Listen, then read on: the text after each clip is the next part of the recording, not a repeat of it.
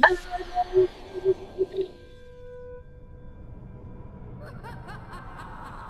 my darling.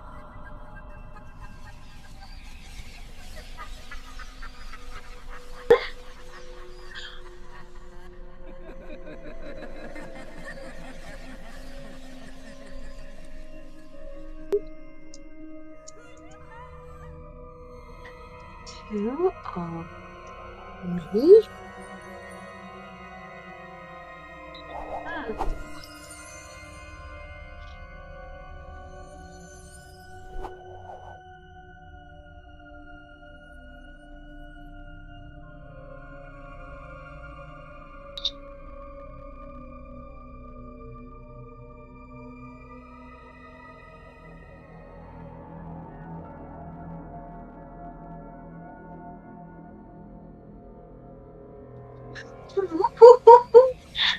Oh my goodness, are you joking?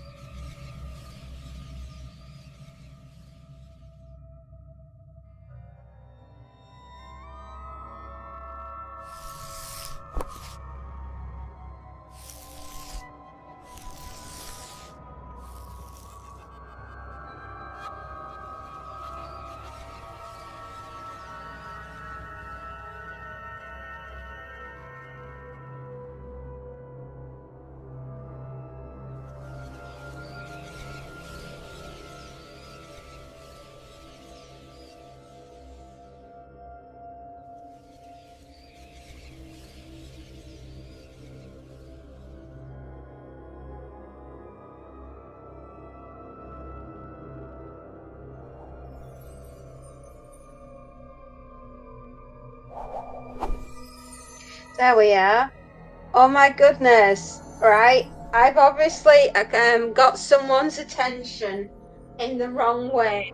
So, um, look, oh my goodness means, um, I don't know if you noticed yesterday, oh God, I'm not going to say it on here, but I'll say it on Discord. It means we need second green. You might have been smart by a girl. Oh, I've got plated. Oh, I am live. Well done. Ha ha ha, Karen. HOA, welcome back. Um, uh, uh.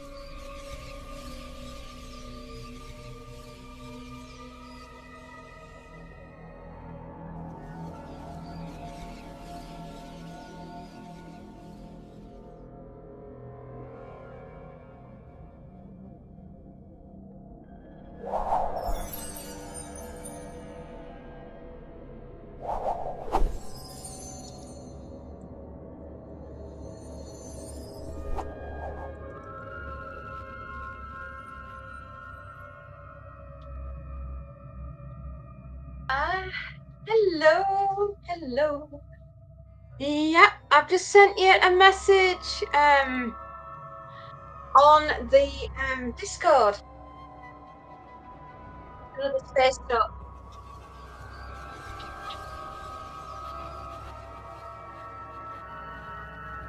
I won't say it on here, but I thought I'd better send it to you. Hello, hello, hello, everyone. I hadn't realised, I've just seen it this morning. It was like the first thing I saw, and I was like, oh boy. Yeah. You like the bats, Karen? I hope you do.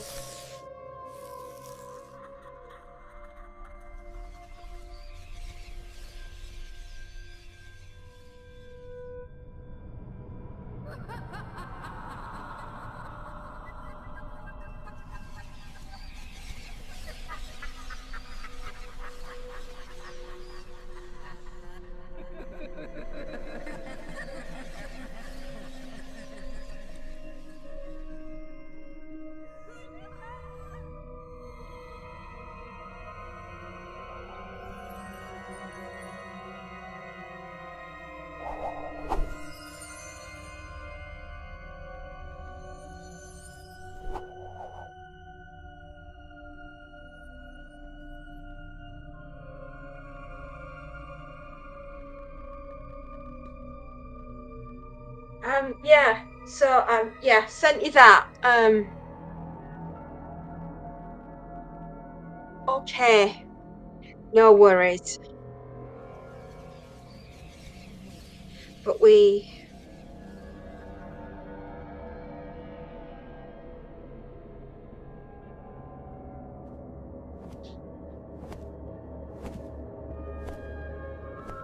yeah.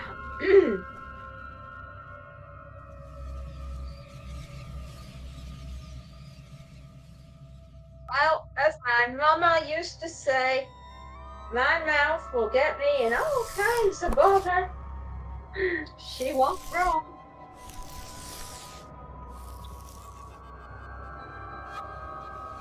Awkward, heavy denim jeans. I think they call these 42 pounders. It's a really, really heavy denim. Levi tend to use them a lot, but that was because the people that were wearing them were usually rugged cowboys and or workmen, and they needed the rugged, really heavy jeans, real, but it just makes it difficult to iron sometimes. So you really need your iron hot and lots of steam, hot and steamy. That's how us girls like. Quite literally, otherwise we'll never get this change done.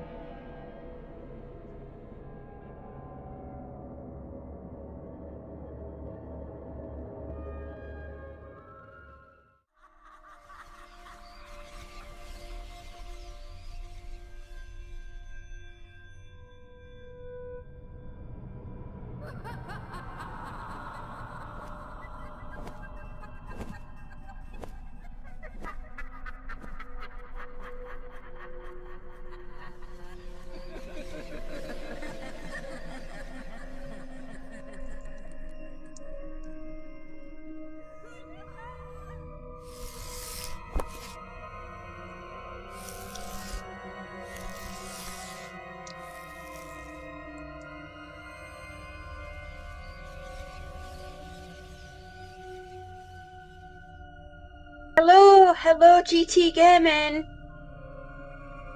We have the oh no, just find them. Ah,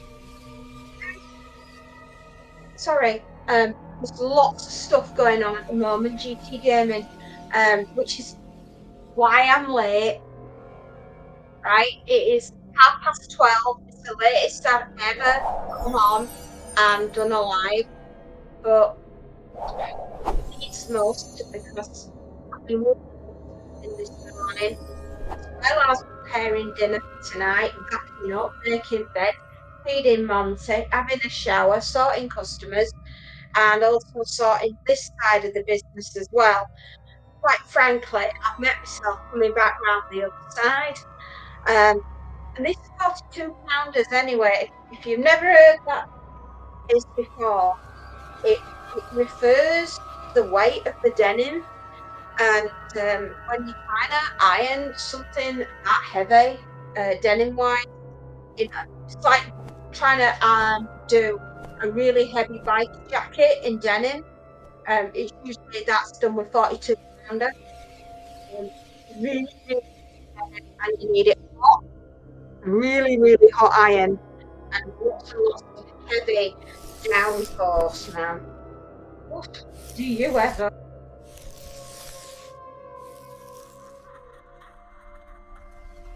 My eyesight today is not so good and all. We also had some stuff going on behind the scenes production wise. Fairy's connection to me at 56 MP and back at 100 should be smooth. Oh, right. Got ya. Sorry. We aim to please. We aim to please everybody as much as possible. I'm doing tea towels at the moment, so my irons just have to go from 42 pound denim to a very thin ironing, so it's going to be a very flat tea towel.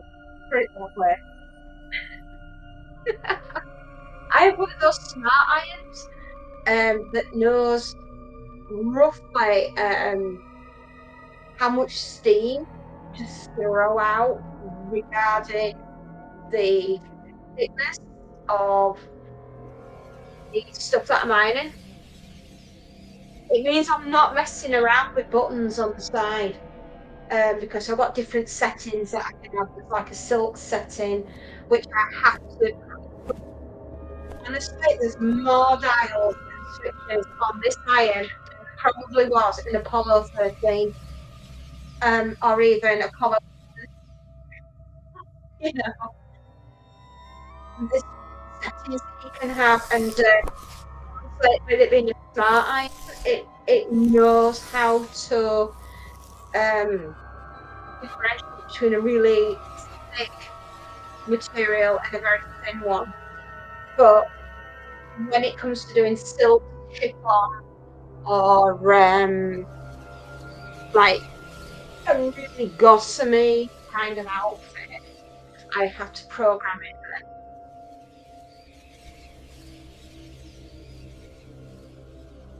It's very confusing.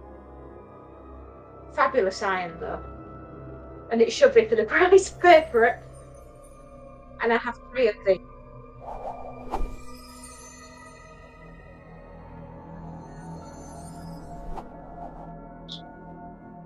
Only thing I need to figure out a way to re-add the magic to our new rig. So we currently are out of fairy dust. I'm not surprised.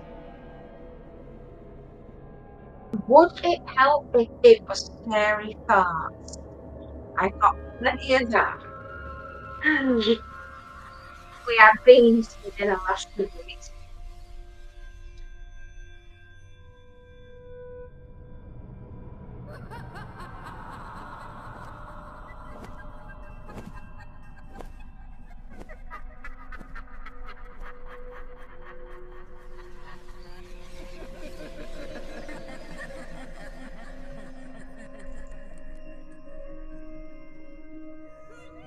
Can you run a speed test for you? Yes, yes, I can.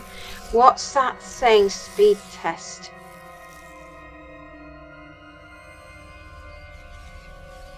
Ookla, that's it, an Ookla. No, I don't want to go on a speed awareness course.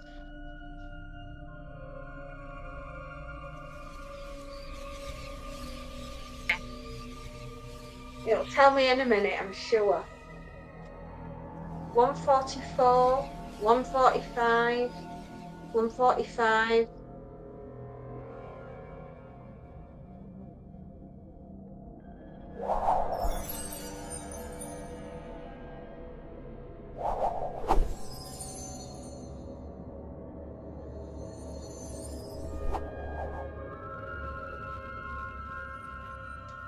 Ping 7ms. Download 145.64 megabytes. Upload 23.75 megabytes.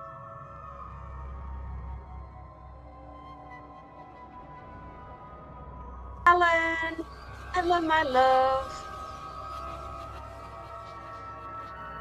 Yeah, the Ookla, not a speed awareness test. Although that could be next week, the way I'm feeling.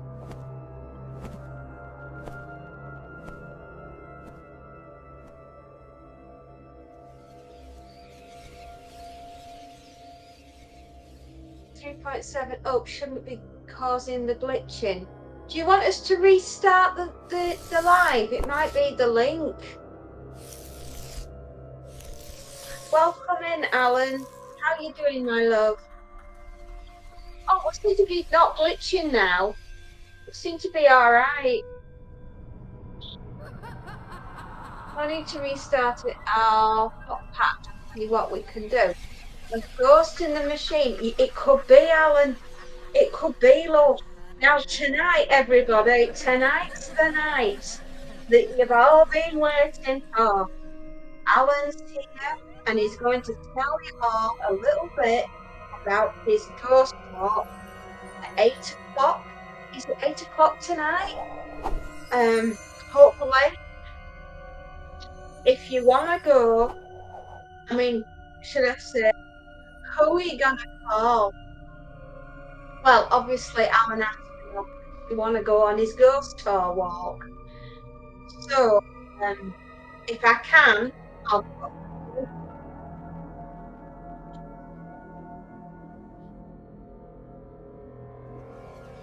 I thought you're going for the Maxwell head. No, well, I don't want to go on Max Headroom. God, no. Oh, that's good. That's a flashback. Oh, you daft God. No, tell us all about your ghost walk, Alan, that everyone can book on to go on tonight, right? Bums on seats, mate. That's what you want. Everyone, if you're in London and you've got the opportunity and the time, who are you going to call one of the best ghost tours that the United Kingdom has to offer? I need to put a link on here, your TripAdvisor. That's the word. TripAdvisor. And then we can get you up and running. And we've heard back, by the way, everybody, from the lady that did the podcast with Alan. And if she, I'm going to have a chat with her later on, but it would be absolutely awesome to put her work up on the channel, credit everything to her. You got another 5-star review yesterday. Yes. Hey, that's wonderful.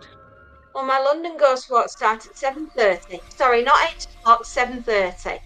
Tickets can be brought on TripAdvisor, £12 each, and the cut-off for ticket is 18:30. Is that 6:30? That's 6:30 tonight, isn't it? Yeah.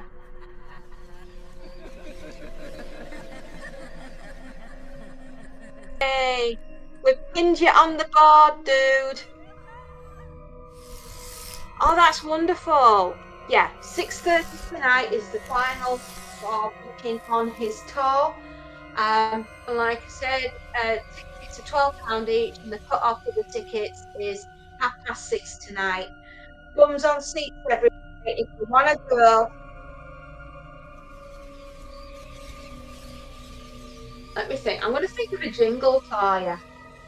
If you go down to London today, be sure of a big surprise.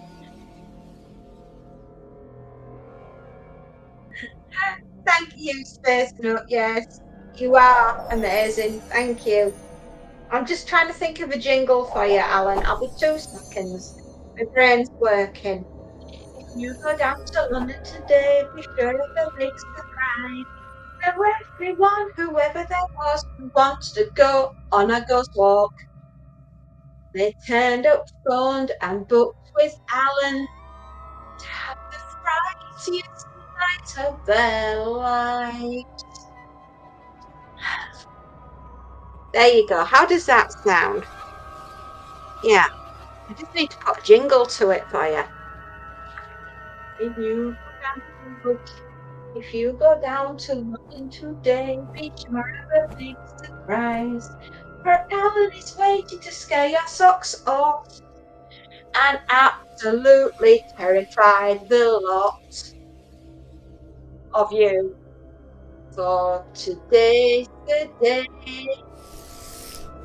you have a terrified picnic.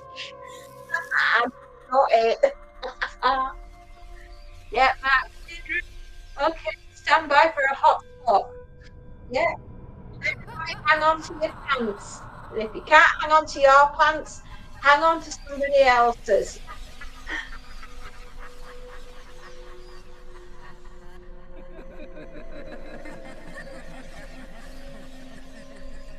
Yeah, Max, bedroom was really coming out there. Oh, you are so flipping old, Alan.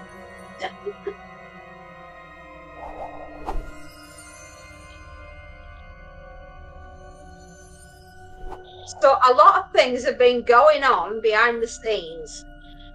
Loads. We've been incredibly busy these last few days, as well as throwing out a live stream every single day, which has not been an easy task, but we're doing it.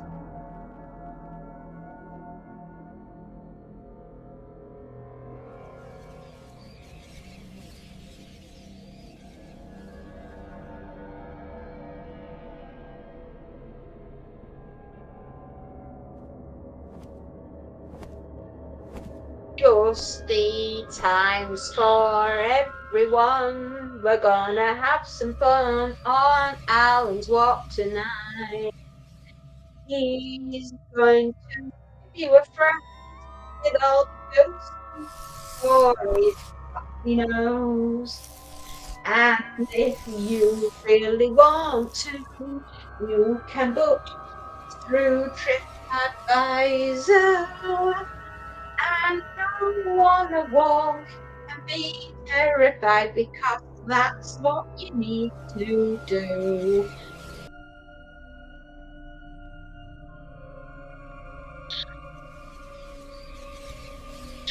I tried to scare the pants off Sharon Stone lookalike, but she was cosplaying from Basic Instinct, so it was a wasted effort. No.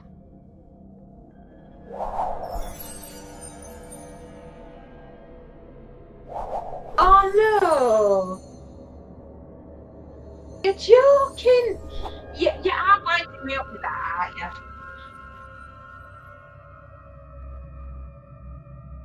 Is it luck or not? It's Schrodinger's string, and I'm about to open the box. Oh, yeah, there we go. What's in the box? Come on, what's in the box? Show me. Yeah, what film is that from? She never wore pants in the basic. Oh, no, she didn't.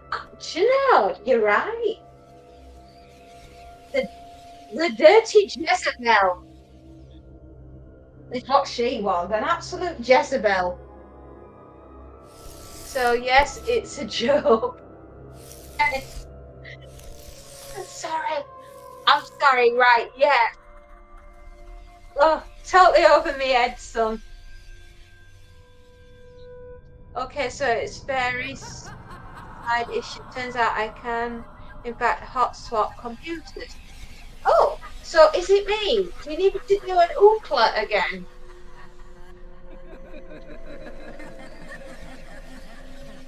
And we stop jumping up and down. Do I look as though I'm not having a fit anymore? You have a network side issue.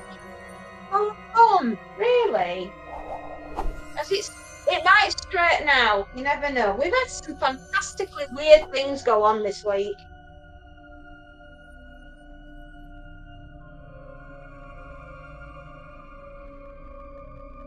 We're doing his best. We're doing his best with the situation that we have.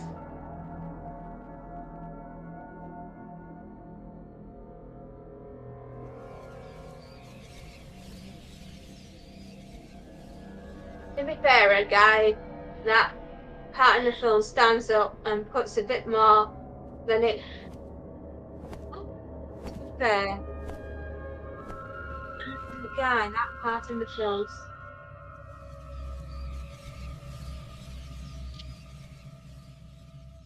Oh yeah, sorry. I had to read that twice.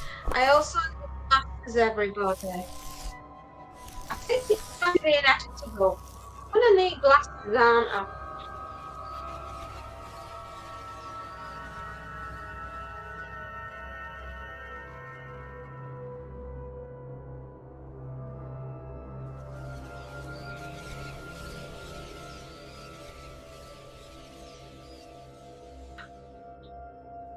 I'm gonna just do another ookla. All right. Rerun. Okay, we're just doing another ookla.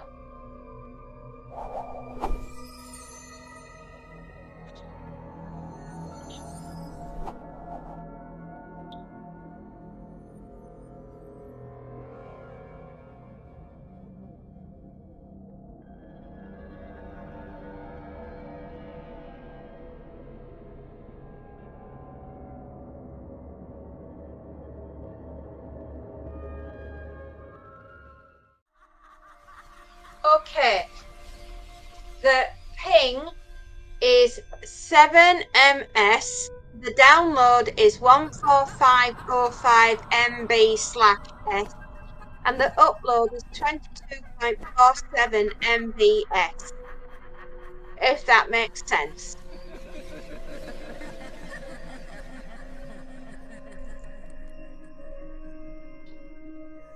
Sorry, everyone. We will get there.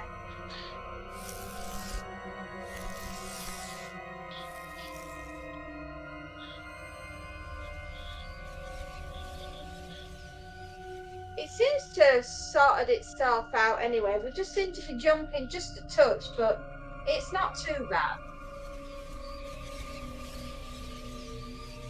I'm not surprised with everything that I've been doing this morning. I've been absolutely battering the heck out of the internet to get down and do what I need to do.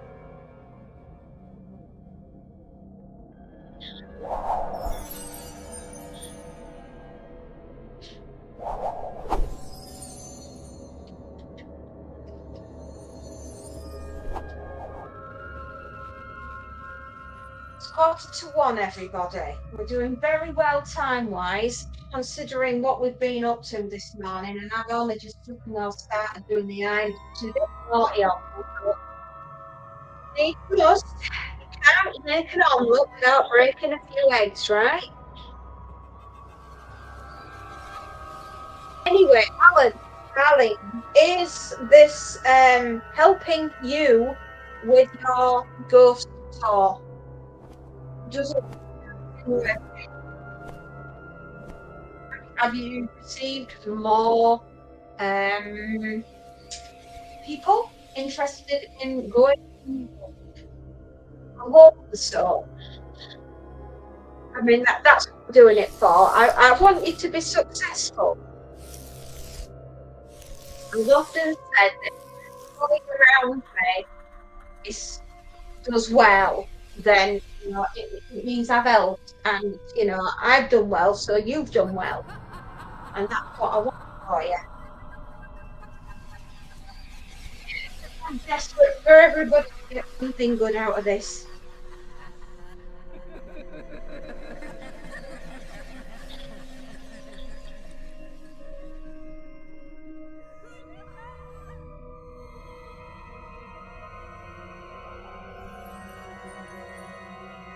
I think it's slowing. I'm not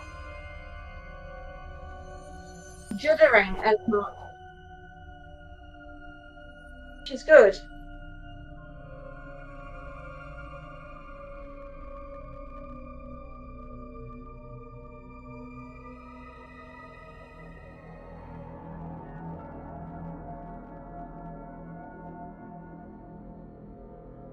Yeah, it seems to be sorting its little self out, doesn't it? Oh, do you like the new artwork that I did, Alan? I did take on James Herbert's The Rats last night, and I did it, obviously I named it The Cats.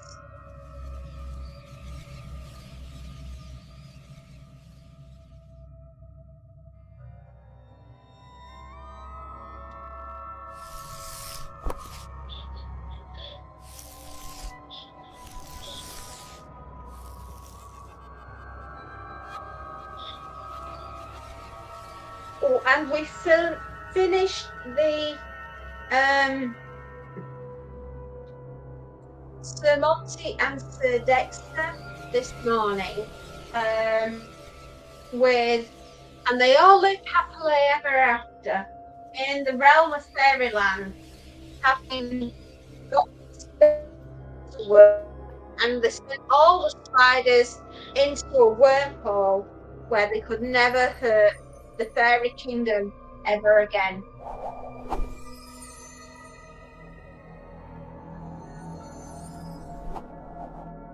Talking about classic horror, I showed Carol a great old horror called The Dark Night of the Scarecrow. Oh, yes!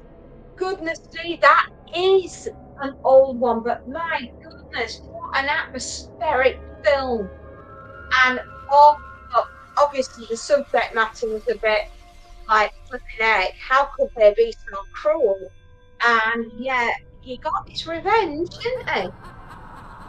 And rightly so. They did, the Rotten Sunsos.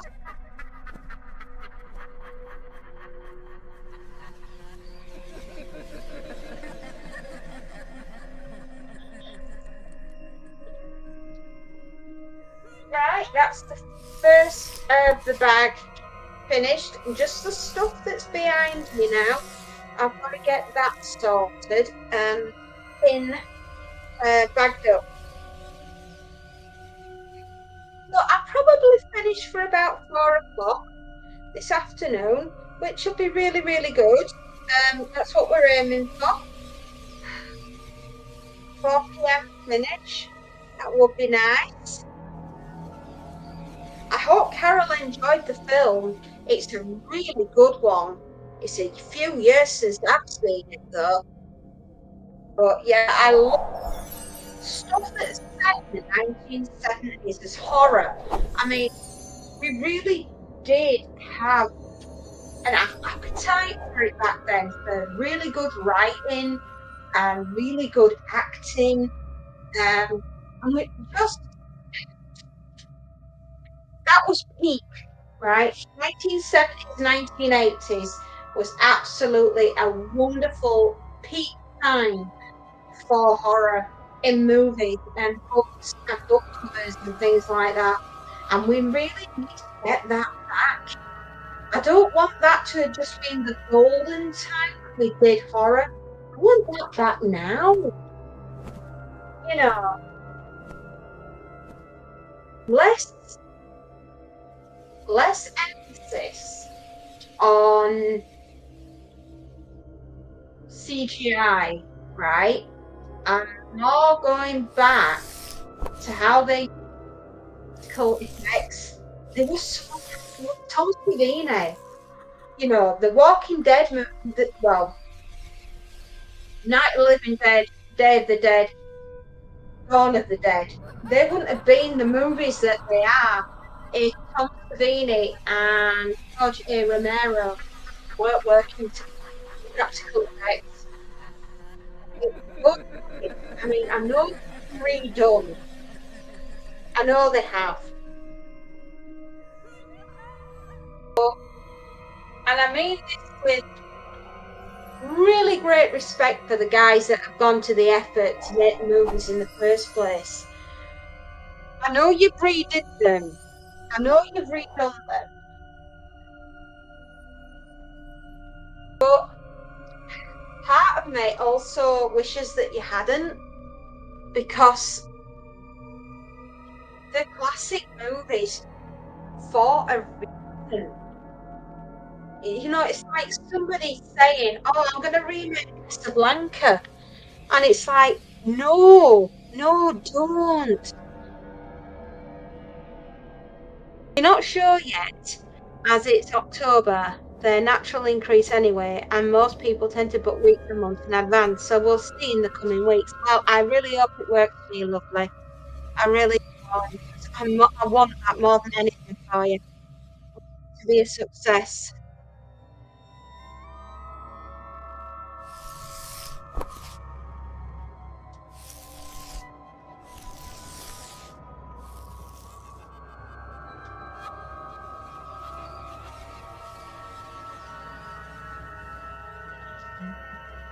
Four items there. Whoops. Right. Monifying.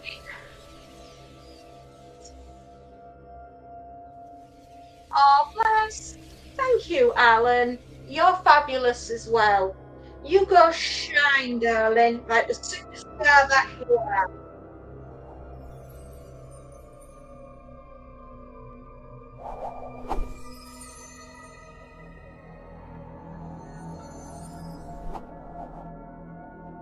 What we need is a renaissance in horror movies and books, music, uh, movie posters. We need the whole 9 yards, and it all needs to get a really into this.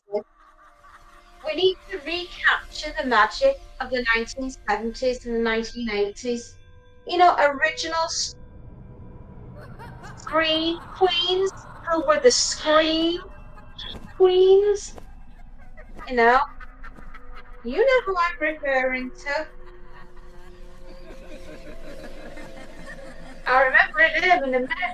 This is what happens when you get old, right? Laurie Strode, Tony Curtis's daughter. I'm gonna fucking well forgotten her name.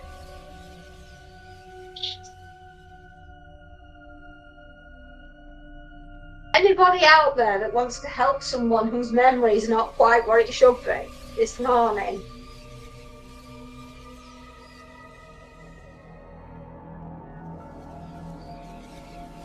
Laurie Strode, Tony Curtis's daughter, Janet Leigh's daughter, Jamie Lee Curtis. Thank you. Jamie Lee Curtis, an original scream queen, right? She's come back and she's done the Halloween final one. You know, awesome. She's amazing as Laurie Strode. And I will be watching Halloween. Oh, yes, I am. This Saturday, I'm going to have me a little bit, some time on my backside, having tidied up in the garden because we've still got bits and bobs that we need. Alan, you don't know, do you? Oh my goodness me. You know Storm Amy that shot through on Friday? Now, on her leaving the area that I'm in, she decided that she was going to redecorate the back garden. And my husband was off work on Monday.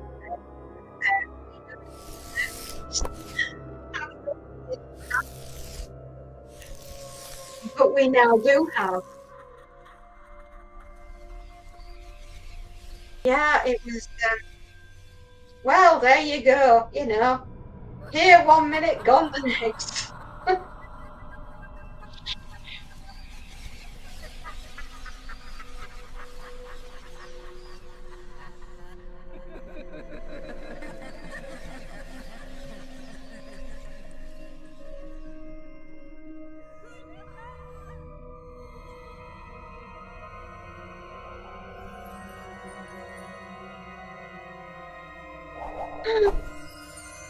Yeah, so that's what we did on Monday. On Tuesday, we did more planning and getting things sorted for Halloween for all of you. I have some more artwork that's coming up. I can't wait. It's going to be hilarious. I did like the Omen. I did that yesterday, but we called it the Furman. And Baby Dexter plays the role of Damien, you know, the son of the devil. And Monty's a priest.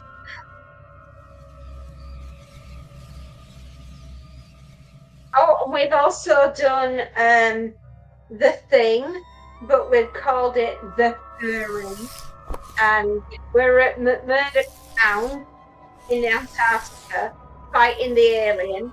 And Monty and Dexter trying to get it with a flamethrower. So yeah, we've been really busy, and we've got another book story coming up on Friday for you all. On it's called Oh, what's this one called this week? Oh, The Crowd by Ray Bradbury from 1943. So that one will be coming your way around about 9 on Friday. So I hope you enjoy it. It was a lot of fun putting it together for you, and I just truly hope you enjoy it. You've been very, very, very, very busy.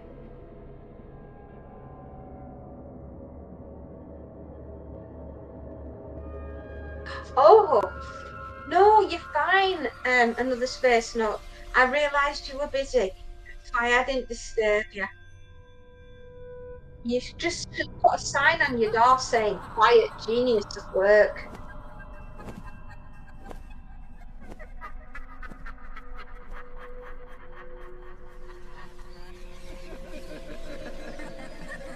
I'm hoping everything's less junky anyway. It seems to be running a bit smoother than it was. So it just might be the way that everything is up where we are at the moment. We've had a lot of high winds, a lot of water, and it's suddenly got very cold. So I might have to start wearing socks.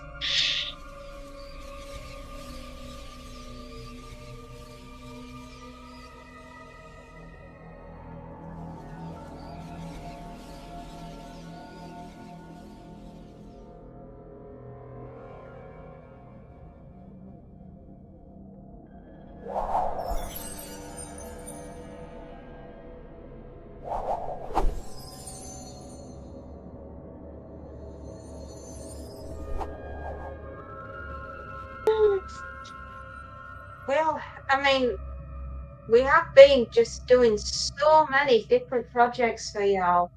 Um, and we really, really hope that you're enjoying your Halloween experience. And, I know we're a bit off from doing the Halloween thing, but also just been so much fun doing the stuff that we've been doing for you. And consequently, that's why we've been so busy. And which is why I was late this morning coming on because I was working on a surprise and I couldn't quite manage it. So I had to send it in 2 bits over to another space. And I said, I'm really sorry, but if you can imagine that these two were together, it'd be perfect. And I felt a bit bad about that because I tried so hard. I really tried to do it. And it's like, what am I doing wrong? Anyway, the two together, they will, I'm sure they'll look fabulous, but I just, I think my brain was not big enough.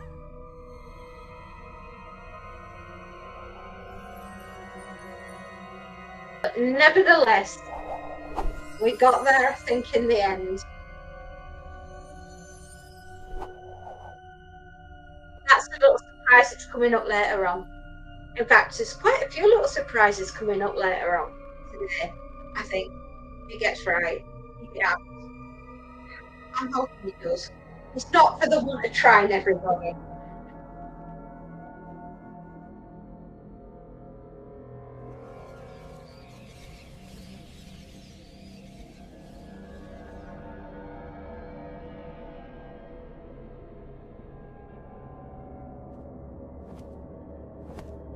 But it has consequently meant as well that I've been a bit late starting off the ironing. Haha. Oh,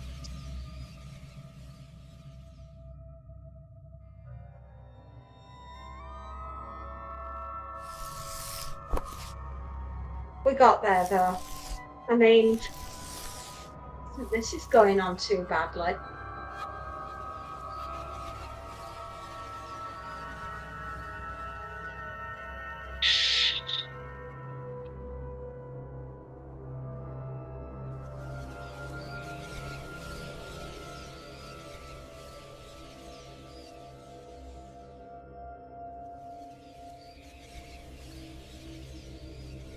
There we are. There's nothing worse than having a crease in the armpit that shouldn't be there, because it really irritates me.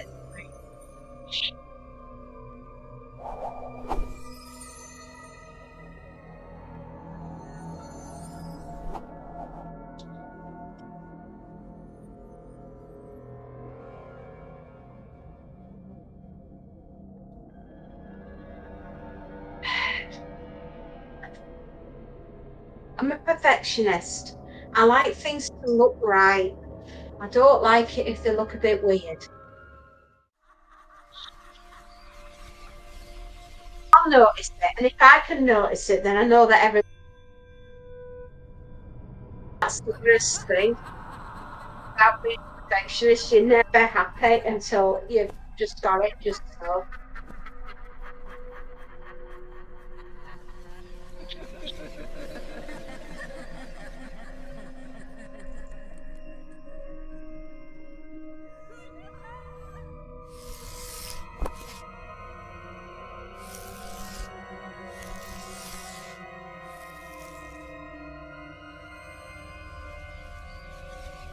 And I've got another bag to do after this, but that's for another customer.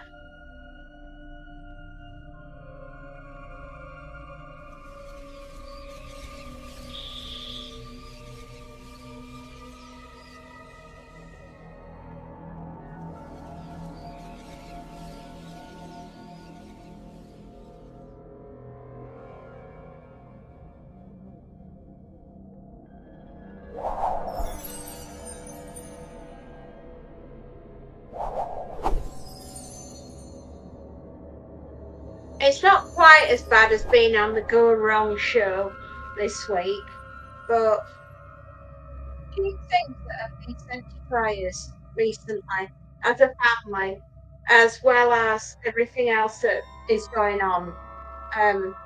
So if I've seen a little distracted sometimes when I'm doing the lives, don't take it personally, everyone.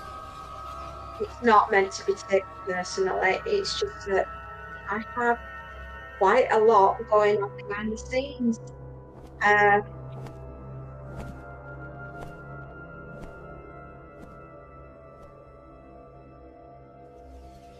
do you know what it feels like trying to run two businesses? Two. It feels sometimes it's really overwhelming. You know, being in two places, you've got to be in two places at the same time sometimes, in your brain as well as what you're doing. And just takes a bit out of you.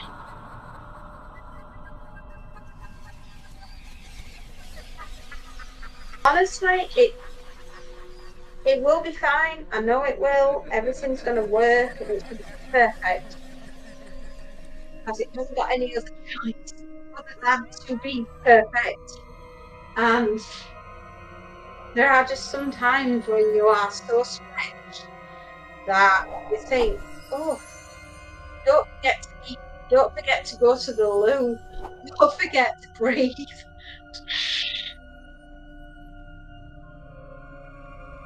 You know, sometimes I can go all day and I won't have had anything to drink and, you know, or had anything to eat for like, you know, since I had a cup of coffee in the morning. And it's like I get to like 5 o'clock and I'm going out to clients and I'm thinking, wow, I'm so tired. And then I realise, I think, oh yeah, because he just doesn't stop.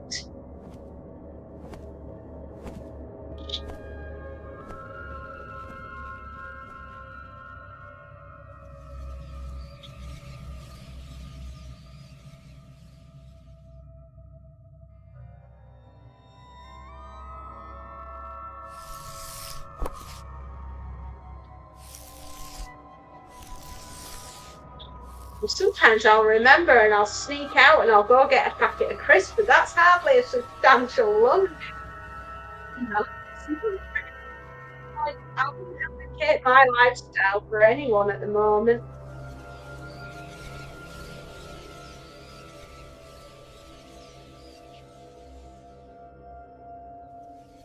which is one of the reasons why this morning when I got up, I was like, I'll drink my coffee and I'll have some porridge and I'll make dinner all at the same time.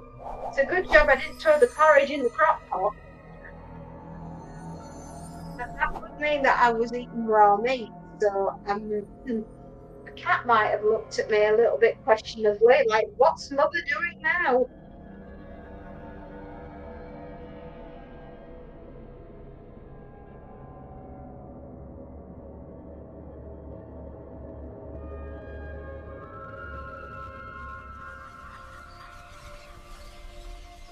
Never mind. There's methods to my madness.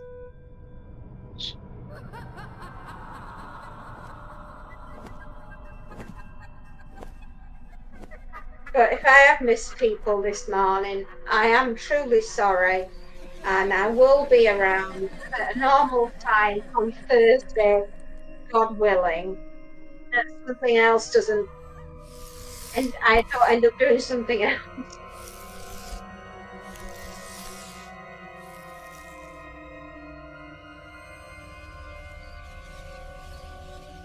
It's gone very dark as well, so I think it must be raining outside, which would surprise me, because the temperature has definitely come down.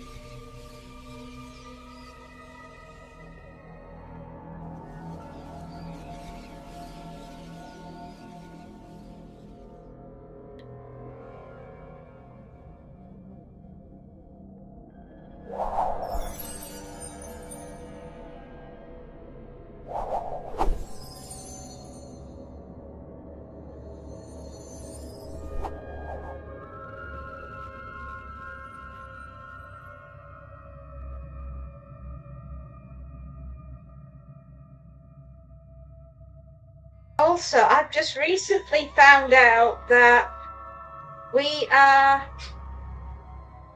I should say, the channel that we are all working on has just been given the opportunity to have the people can watch the lives, I believe, or shorts or videos or something. I'm not quite follow it, but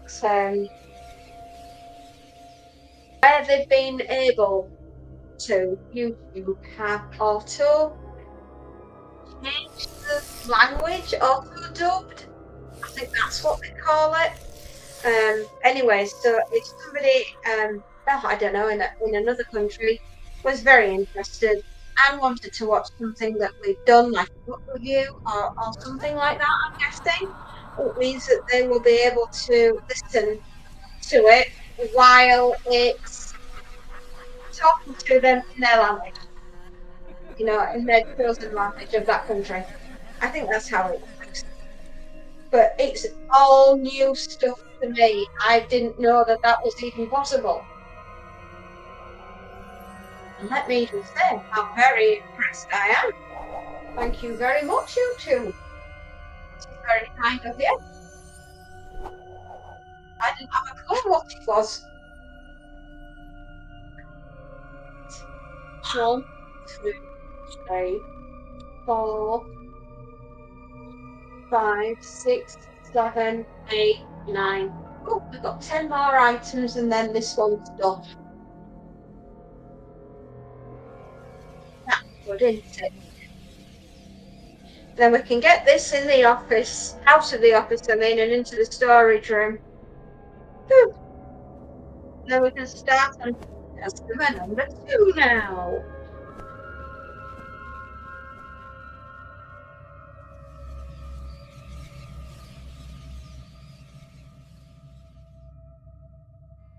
You know, I hate to say it, but whilst we're all so busy running around making plans within plans to get things moving, and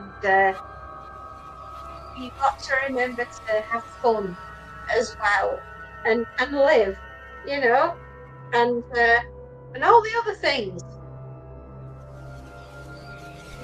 The other thing that I'm also working very hard on It's not just Halloween, but the 24 days of Christmas, which is something else that I started doing right at the beginning when we got going back in 2023. And it's going to be 2026 next year, so that means we'll, by December of next year, we'll have been going 3 years, which is a long time when you think about it. I mean, we're coming up to our second birthday on the 1st of December. And do you know what else 1st of December is? It's Monty's second birthday. He's going to be 2 years old. And that means he's no longer a kitten, but he's going to be a big boy. Yeah. So he's going to be a proper teenager. He's going to be 14 because it's 7 years to every 1 year, isn't it? You know, but oh, he's such a lad. He's recently found his confidence and he's gone into the woods over the road. And I've seen him coming out of the woods a couple of times recently. And I know he's like been building his confidence to go over and into it because it's hot over there. So, and I mean, he's a big lad, right? He can stand his ground mostly. I think it's because he's an absolute unit that no one's eaten him alive yet. But I am always watching him, and he doesn't go in the woods all the time. He just occasionally like goes over to have a little look, to see what's what, and then he'll come scampering back. He thinks I can't see him, but I've caught him on more than one occasion coming over, and he's always covered in mud. I mean, you see how thick his fur is and the pelt that he has and that tail that he's got. It's like a magnet, a muck magnet. This morning he came to greet me as I was getting up this morning. I'm getting out of bed and he had weeds stuck in his tail. So, you know, tell you, that lad, he dragged everything in.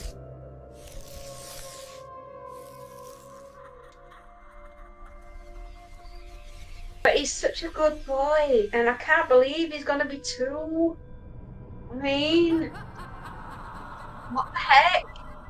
How did he suddenly become 2 years old? How have we had the fairy tales for 2 years?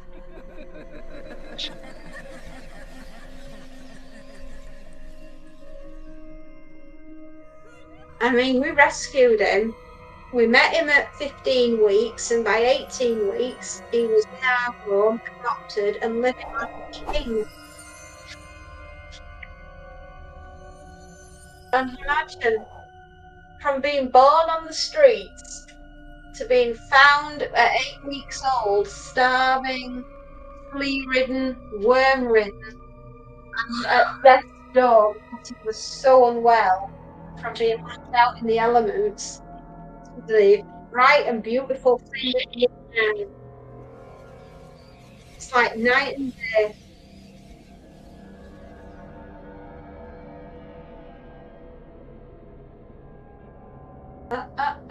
Don't you dare.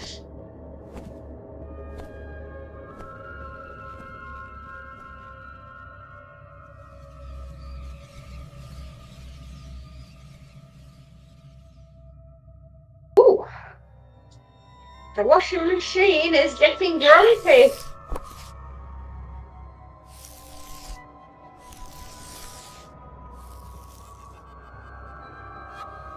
She has this little thing that she sounds sometimes like a machine gun going off. She's not. I mean, it's just the gears and the knobs turning around.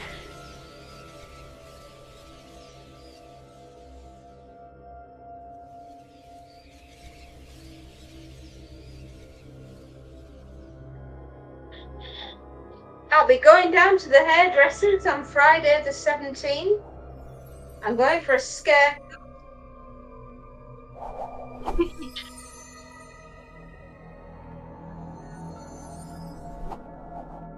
I'm going to go and try and disguise the white and the grey that's creeping through.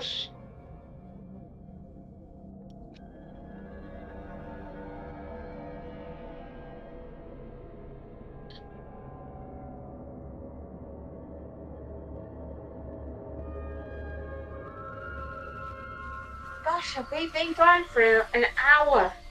Blimey, everyone. Time flies, doesn't it, when you're having fun?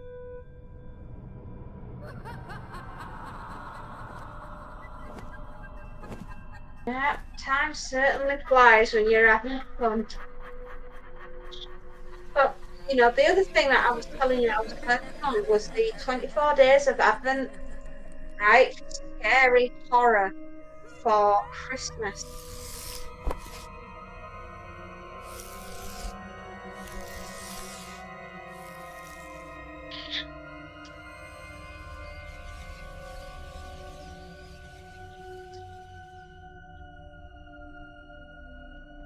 I was listening to a very good podcast as well this morning because I couldn't sleep and I was awake from 3 till 5. So that's 2 hours where I couldn't sleep. So I thought I can either force myself to try and go to sleep, which never works, or I thought I can listen to a podcast. And so I was listening, and it was about 1984 and George Orwell. Really, really good. Really enjoyed it. Great. It was Quinn's ideas.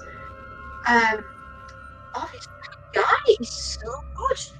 He talks a lot about different books that he's read, and I like to listen to other readers.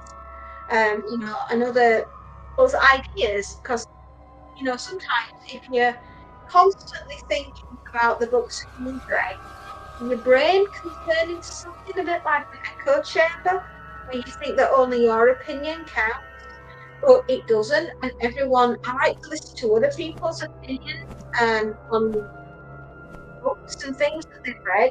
Well, anyway, check this guy out. Really good. It's called Quinn, as in Quinn, and it's Quinn's idea. And it's all the books that he reads, and he's read recently is redone 1984 by George Orwell. And it was just so lovely to hear his opinion, about George. And Farewell to Catalonia. I did a book review, funnily enough, on that, and it was George Orwell and his role that he played when he was out in the Spanish Civil War. The book's called Farewell to Catalonia, and I did a review, and it's up there if you want to check it out. But it was talking about the time when he was out there fighting in the Civil War in Spain, during that war, which was World War II, and about the similarities of the political landscape tension that Europe found itself in during the time of the Spanish Civil War. And he was saying that it isn't unlike how it is. I'll be back in a minute. Anyway, I was saying it isn't unlike the situation that Europe currently finds itself in right now regarding the Ukraine situation.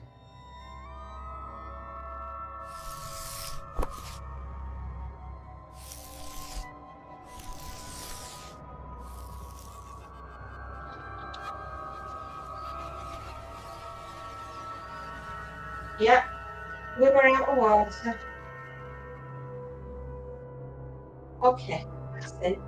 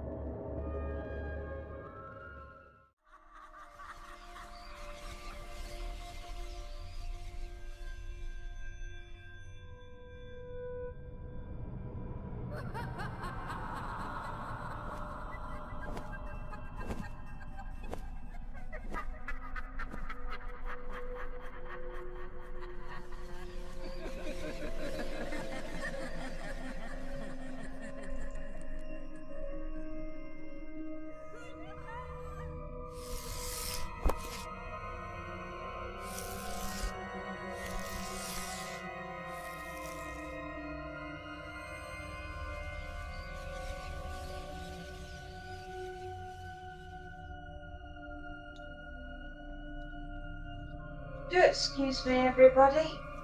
I had to go and swap some washing.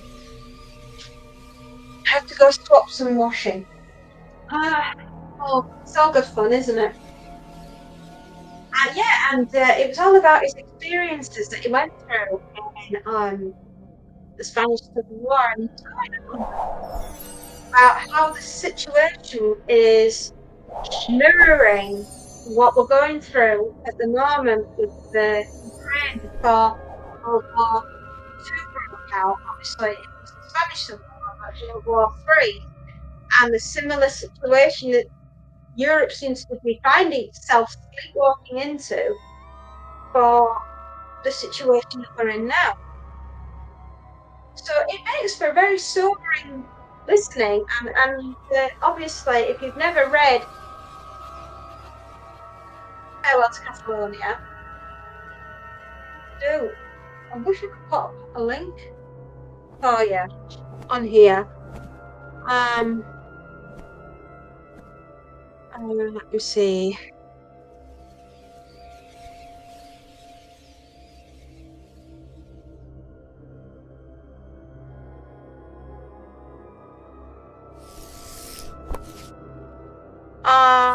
A homage to Catalonia. Yeah. I even keep wanting to call it farewell, but it isn't. It's homage to Catalonia. I do beg your pardon. Um, copy link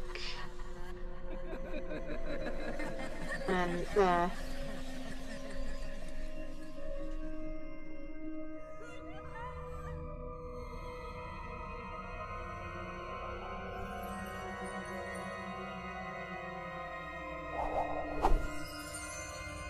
I think it'll let me do that one, so I'll see if I can try to do.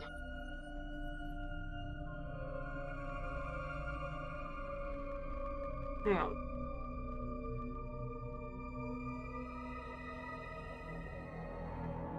on. Let's see if I can try and.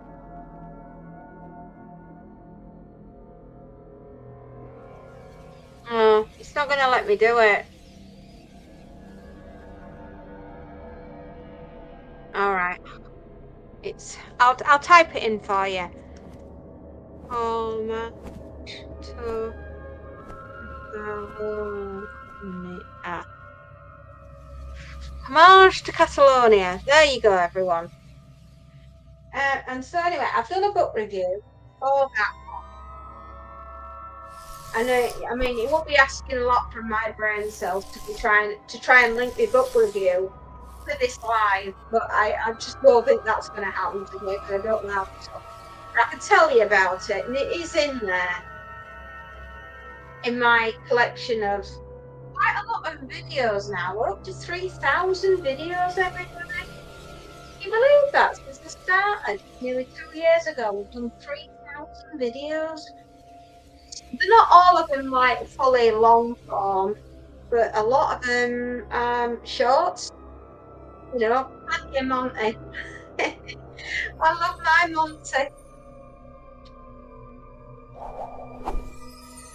But that book review, it is on there somewhere in the distant time that I did it. Probably last summer, I'm thinking. Maybe I did it for about a year ago. But anyway, it's my view, my take on the book, and if you want to check it out, please do. Right, I thought I'd do a George Orwell, but I thought I'd do one that's a talk about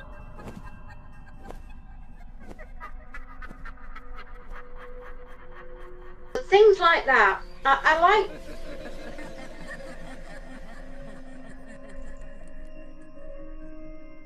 a lot to other people's opinions. Obviously, I seem to be a bit opinionated myself, but you know, I try to do it from a balanced point of view, as you know. What's that word? that I'm always saying. Sometimes when the universe speaks, you just have to sit down and listen. I'm not saying that my opinion's right all the time, but I like to share thoughts. And I like to listen to other people's thoughts about current events and what's going on. You know, because I think it's important to share ideas, to talk, to have debates, to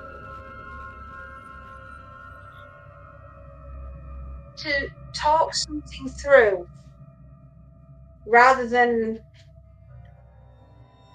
go directly to the solution, which sometimes isn't the right solution. War's never the answer for anything. It really isn't. It's painful, it's messy, it's heartbreaking. People go out and don't come back. You lose friends, you lose family members, and sometimes in the darkest moments you can lose your faith. And that's never pretty.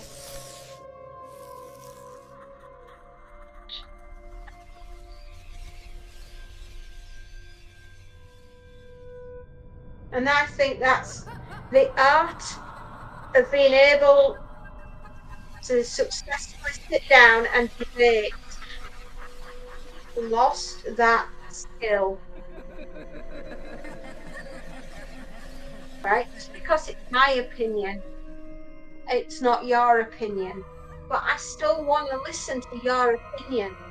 And I just want to be able to sit there as grown-ups and talk it out. But the key word here is tolerance for both sides. And sometimes it works, sometimes it doesn't.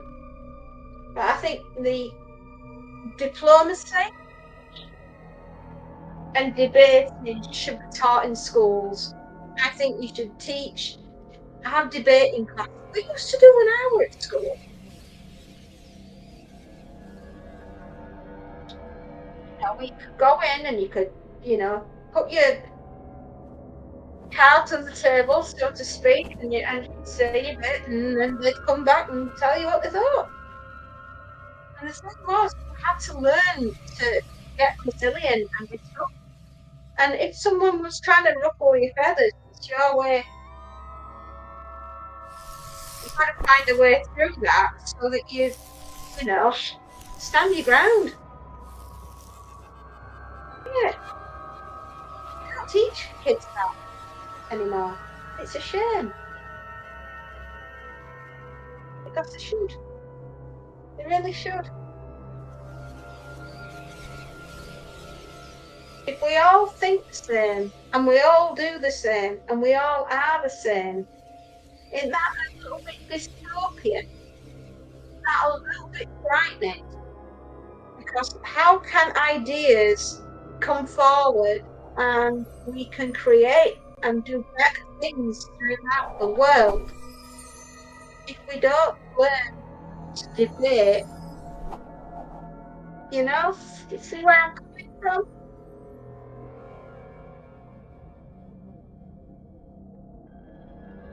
Debating betters mankind, right? It does.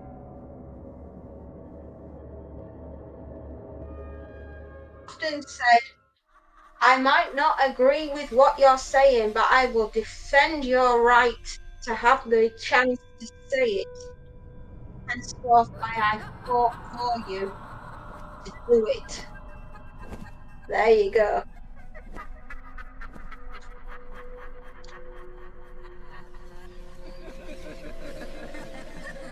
That's what it's all about. And that's what makes humanity tick. You know?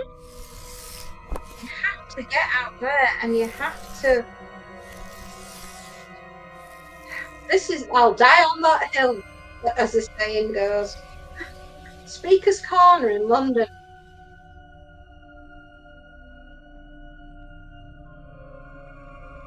Is that still a thing? Do people still go and stand in Speaker's Corner and start shouting out? Or have we all decided to come on YouTube and do it here instead?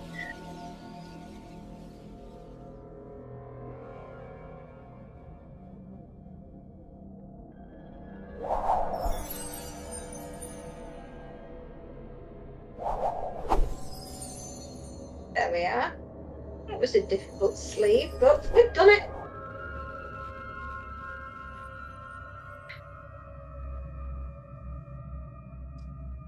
Sometimes it crinkles, and you've got to be very, don't spend too long on that particular piece of material, otherwise it's going to be very crispy indeed. Nobody wants a crispy chicken now, do they?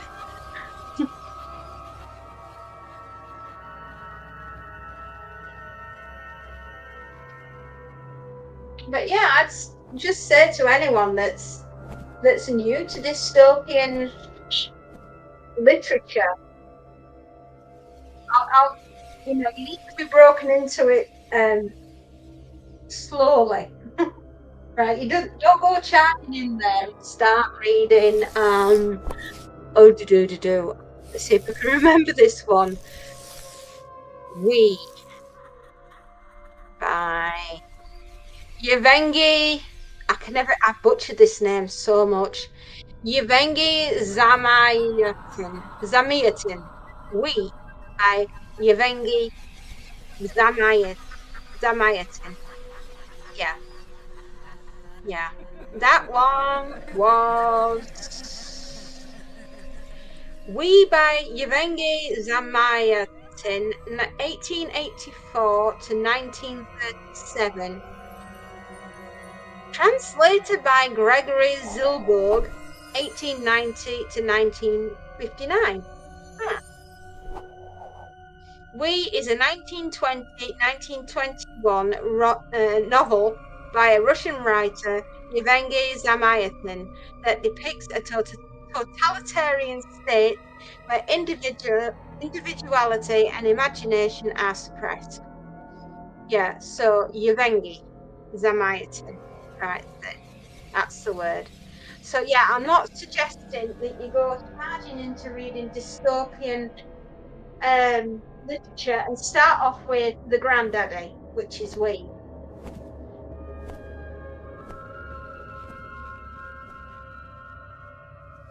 I'm pretty sure Einstein said something about what I'm doing with this computer. Something about repeating the same task and expect, oh yes,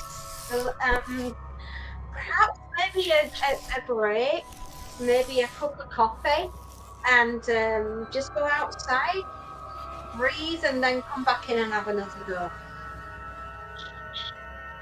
I'm just talking to everyone about dystopian literature. Anyway, 1920 to 1921, we by Yevgeny Zamyatin, and that is pretty rough. It's hardcore. I wouldn't recommend you start off with that, because it's a very good book, but it's a difficult read because it's very distressing. Nobody has a name in that book. You have a number. I am a man. I am a name. I don't have a number. And they all live in see-through houses. And everybody has to work in the state. No one is allowed to love. There's no music. There's no art. There is no form of thought.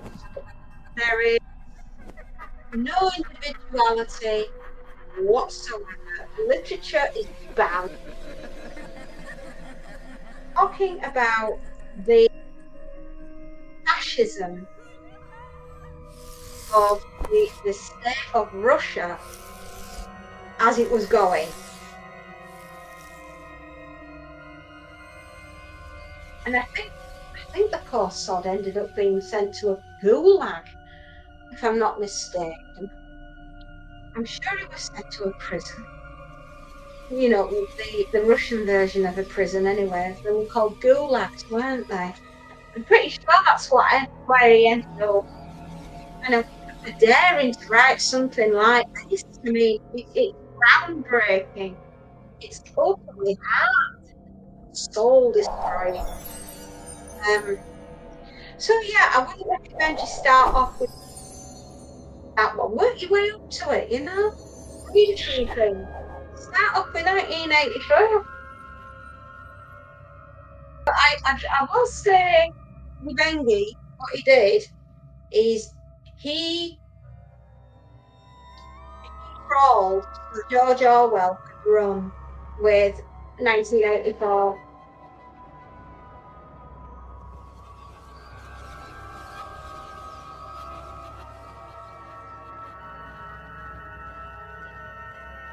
I always remember that Ray Bradbury used to say about writing and the beauty of being an author and creating the work in his books, you know. And he always used to say that the mere concept of an idea is the concept of an idea. And the beauty of that is the idea can be shared. And what better way to do it than through the paper of a book? And he said at the end of the day, the book is there not just to educate, but to give the nearest possibility of the idea to the masses, to mankind. So hopefully people will learn and they will educate and move forward with the idea, and therefore great things can come from it. And hopefully more writers will come along and further take the idea and run with it and create something better. And that's what he always wanted for mankind. He always said that if one of his books, if one of his stories could inspire another generation, then his work would never ever be lost. It starts off with a mere concept of an idea. So there you go, everyone. If you want to get your ideas across, do so. And what's happened to my feet? Where's my feet gone? Oh my goodness. Well, everybody, I did have some legs once a long time ago. It's not like being shoved in a coffin. I have no idea. I'm just going to. I missed my legs. Where have my legs gone?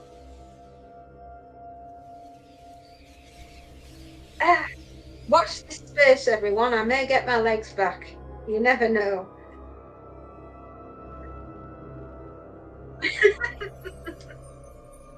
Oh dear me. You know, after everything that's happened this week, nothing at this moment in time is going to surprise me. Right? And I mean that.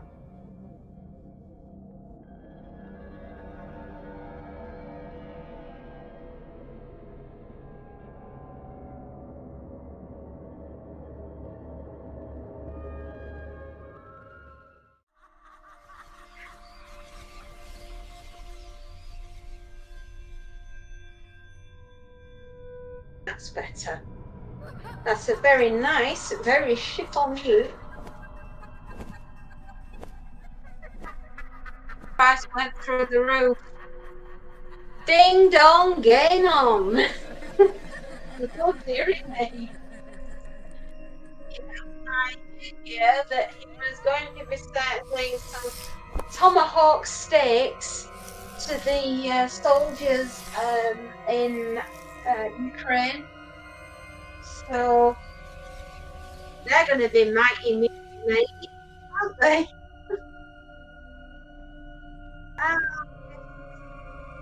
You want to know how an economy's doing, and you want to understand where we are in the grand scheme of things. Check out what the gold and silver is going at. And why have I got no feet? I'm stood on a coffin. What's that saying? Wasn't the cloth that carried her off, but the coffin they carried her off in.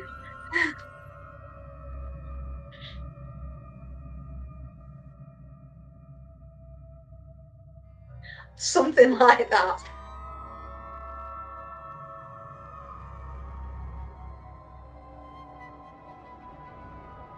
Well, you never know. We may be at the point of inflection. So if we end up with the right situation and we all have suddenly start to, you know, you're out after it. You're right. You've got to wait. 3 in the morning. Oh, the sun was rising this quickly. Oh, why has everybody got the ready brek glow?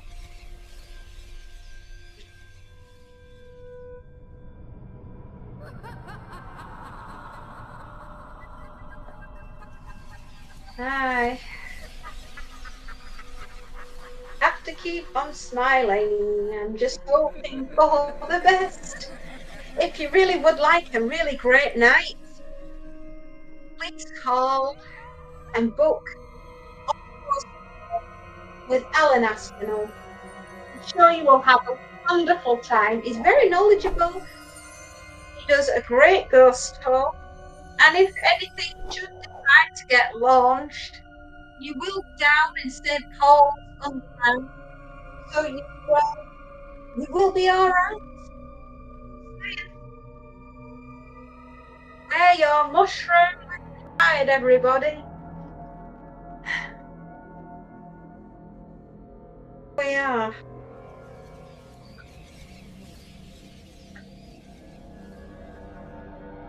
We have so much to do and so much fun to be had. I'm not ready for it to be all over yet. And I still want to have fun.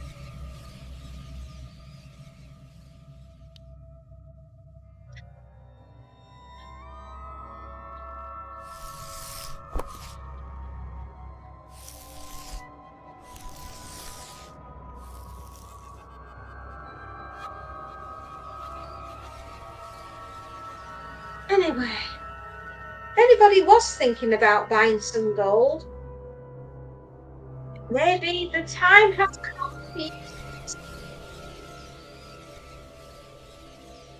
I couldn't even afford gold top milk. So if you get some, well done you.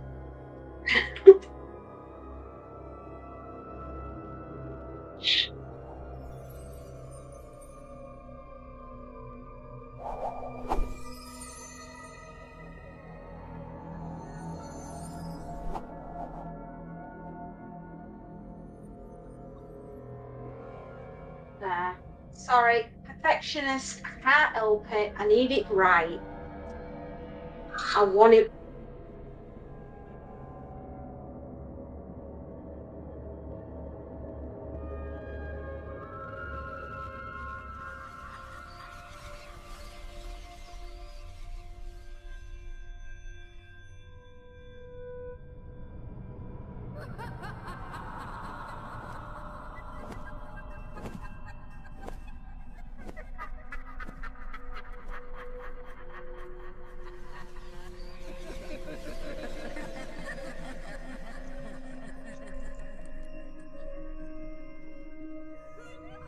Sorry, I was just sending a message to another space. No.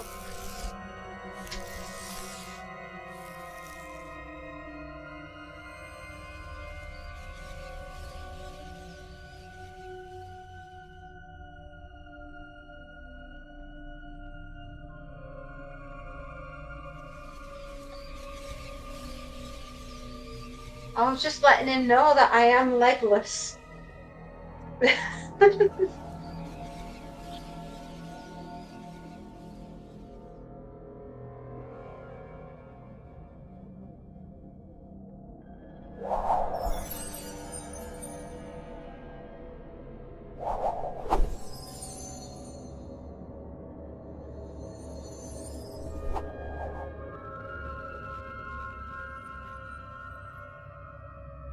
Another good dystopian book that you might want to try reading is Jack London, The Iron Heel.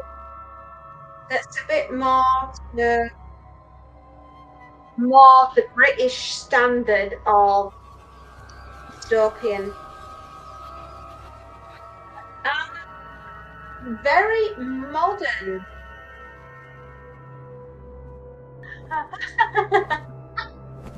Don't worry about it. I couldn't quite work. I thought, my God, is that a coffin?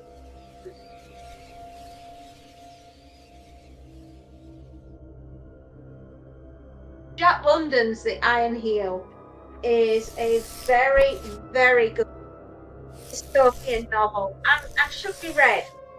They teach that one at school, to be fair, as part of English literature.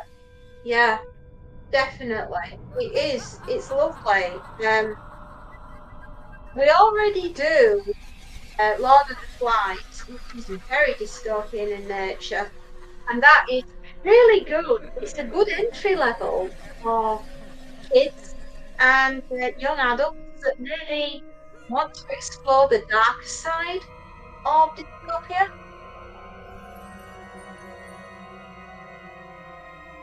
Oh, the USB is posted on is unplugged. It's the overlay layer. Ah,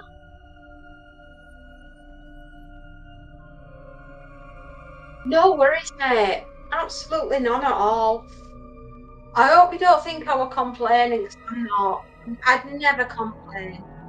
I just thought it was hilarious.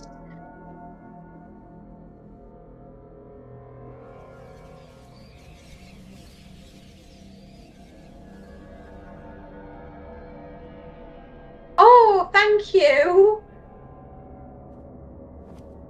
Oh, that's better. No one sees that gum. Thank you very much. We don't want that on view. We don't want people thinking, blimey, it's a hippo.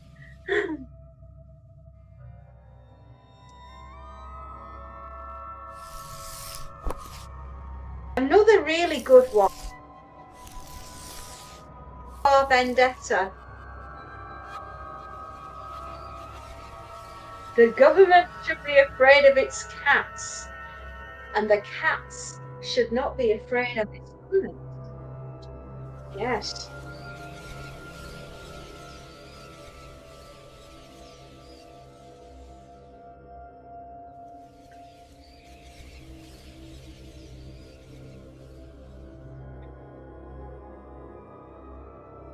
I love the for Vendetta. I love its modern take on a dystopian England, even though it's nearly 50 years old, which is a bit like, what? It can't be. Yes. Yeah. In fact, I can tell you, not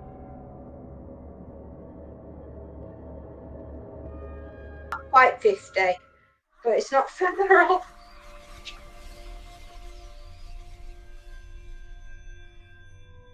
Okay, there we are.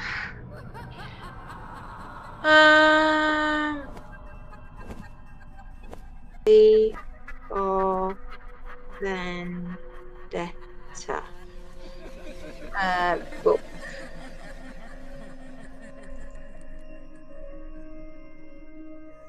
That came out, and let me think.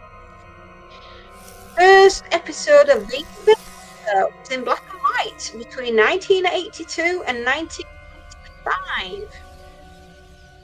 Yeah.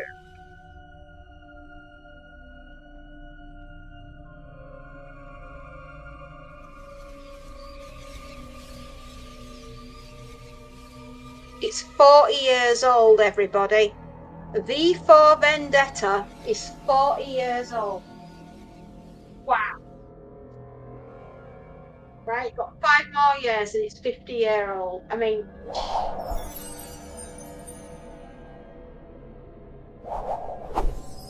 that Guy Fawkes was onto something.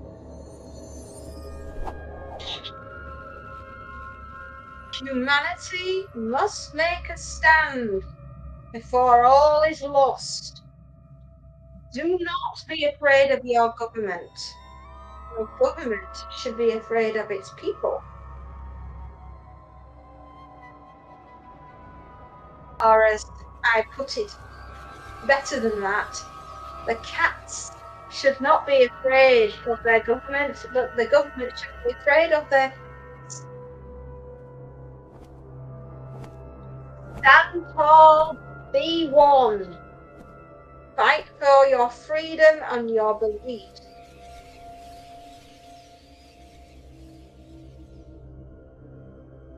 And remember, Fahrenheit 451. Great Ray Bradbury. The book people exist because books cannot be. But one day, when books will be again, the stories will already be there. There you go. If you've not read 451, that is another glorious, wonderful book. And that should be studied in schools. To the mere concept of an idea, it arrives in a book, in a nondescript story, with the hope that humanity will read it and gain knowledge and pass that knowledge on. That's why I rescue books and why I keep them safe. I have quite a collection that many of them are first editions, and I do believe in saving as many as I can. You never know when any of them may go out of print for obvious reasons. And if you don't know the obvious reasons yet, then you've not been watching what's going on.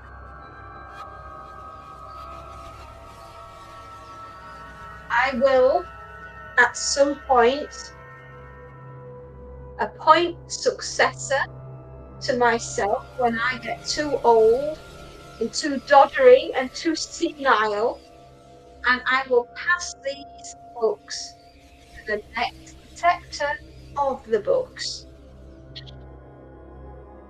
with instructions that they must do the same when their time comes, so that these precious gems will always be protected and read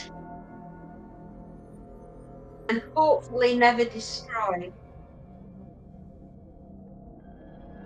I mean, we didn't think it would be possible that book burning would be a thing, but well, the guy from Austria with the funny mustache seemed to think it was a good idea one night to BYOB, bring your own book, or burn your own book.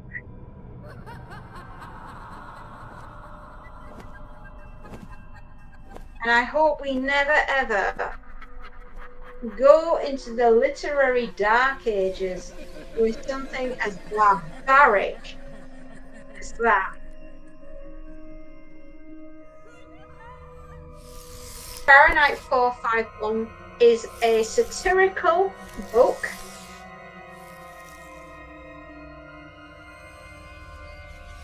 I hope nobody really wants it to be a actual thing.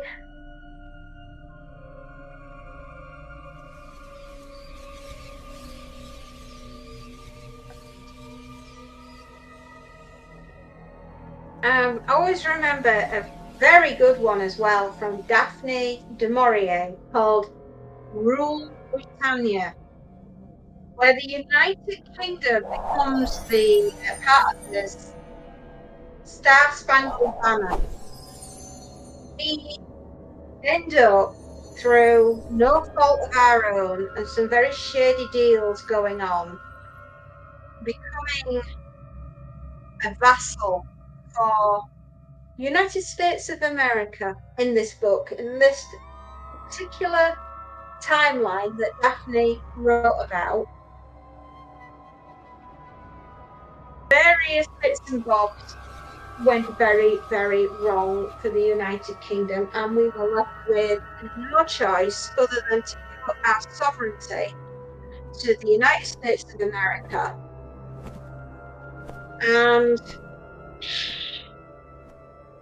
And it was all the problems that therein lied with dealing with fallout from that situation. Fabulous. In fact, I bought that book and gave it to my daughter's best friend for her 18th birthday. And I, to this day, do not regret. I hunted it down. I had to go all the way out to a book dealer in South Africa because I couldn't get a copy in the United Kingdom.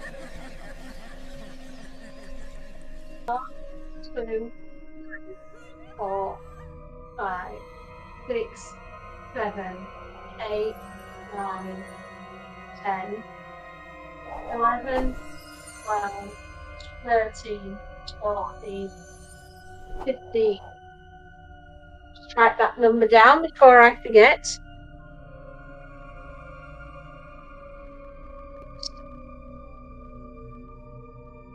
Yeah, I bought it for my daughter's best friend's birthday. And she was just so stunned. And it was a first edition that I'd given her a Rule Britannia. I'm writing the words out today. I gave it a few years ago now. I think she's 24 next. No, she's 24. No, she's 23 next. That's right. So it's a few years ago. But I wanted her to have something that was not, not a gimmick. I wanted her to have something that was going to be worth something when she was older. Not just in the terms of money, but in the terms of literature, because she went to university to study English. Now, and I just said to her, look, if you're going on, you're studying some of the most classic literature possible. And I said to her at the time, I said, I want you to have this book. It means a lot to me. And it would mean a lot to me if you take it. And I want you to study it. All right? And I want you to really learn what's going on within the pages of the book. I said, because there's a message there. And I said, it's an important message that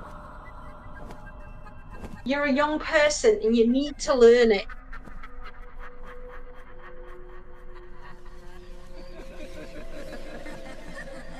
And she still has it and still reads it. And she came out with a fabulous team. I'm so proud of her.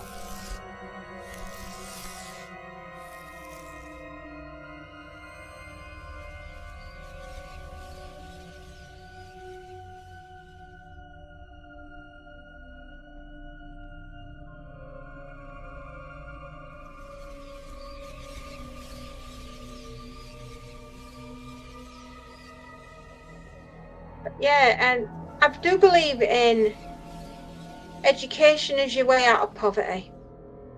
I believe that everyone should read something at some point in their lives.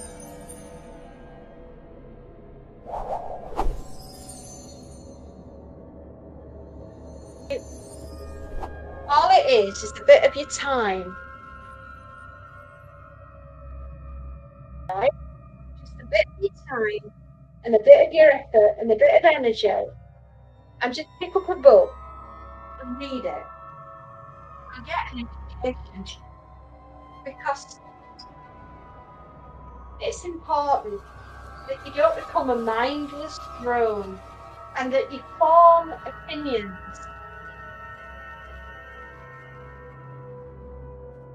and remember what it is to be human.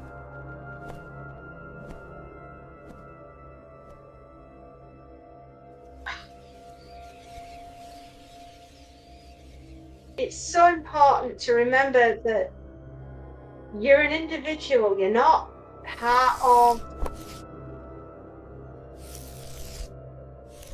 mindless people that shut everybody else down and won't tolerate someone else's opinion. Life is not like that. Life cannot be that way. You need to always just remember to listen. God gave you 2 ears and 1 mouth for a reason. Use them in that order. About if I lose signal, I'm so sorry. I'm doing an invoice.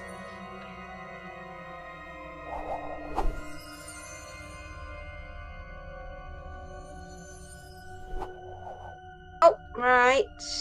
Oh, no, wrong one. What was I thinking? I must have been in a daze this morning.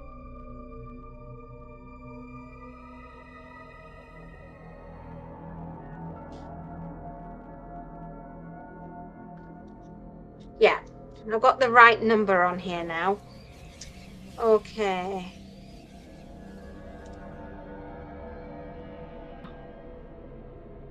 Start again.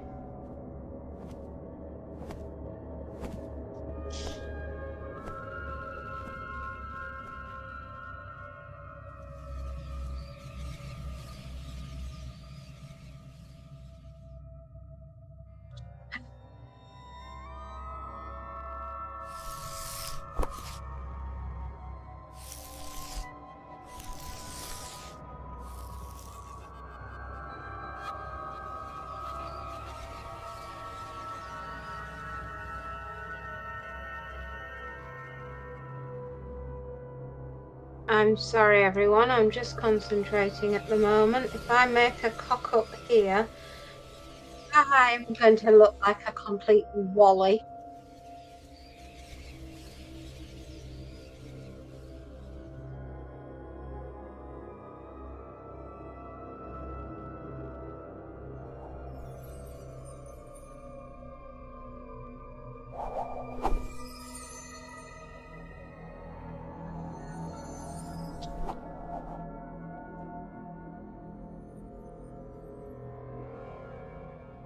Oh, it would help if I turn the printer on.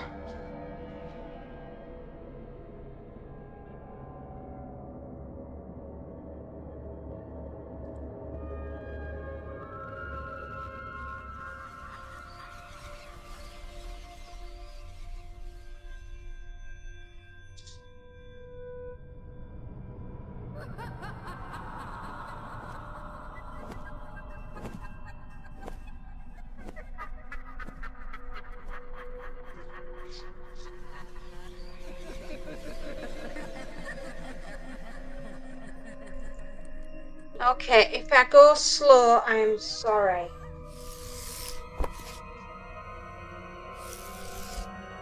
That is useful. It does help. Absolutely. Hi, why is my computer? Problem in chair, not computer. Have you ever heard saying picnic? Picnic is me. It was written, that was written for me.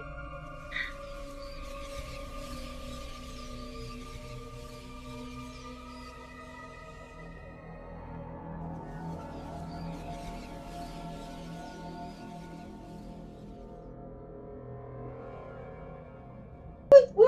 There we go. There we go. She's done it all. Oh, you're just so looking good. You're not really, but we do try. Yeah.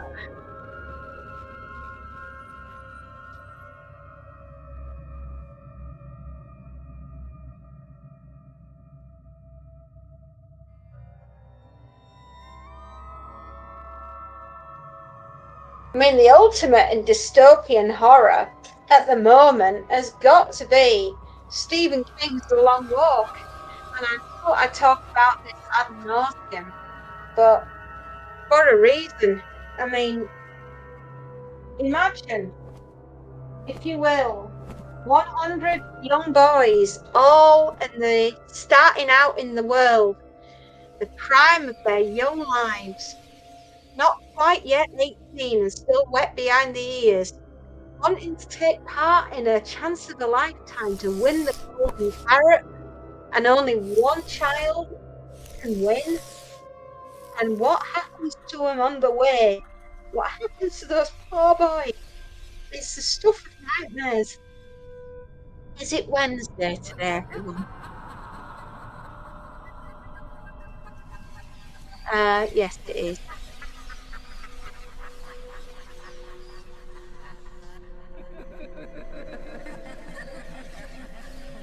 If this computer continues, I'll take a bloody long walk. No, no. Calm, calm, happy thoughts, happy thoughts. I'm not gonna do anything. Put that hammer down. It is Wednesday, everybody, isn't it? Yes.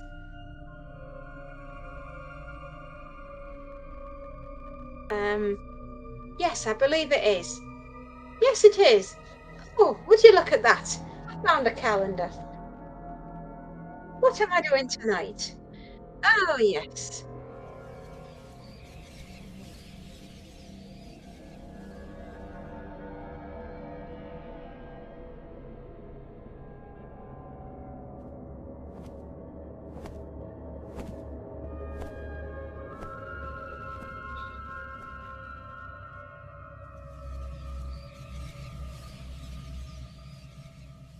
I'm just writing my last will and testament in crayon. Oh, it does feel like that way.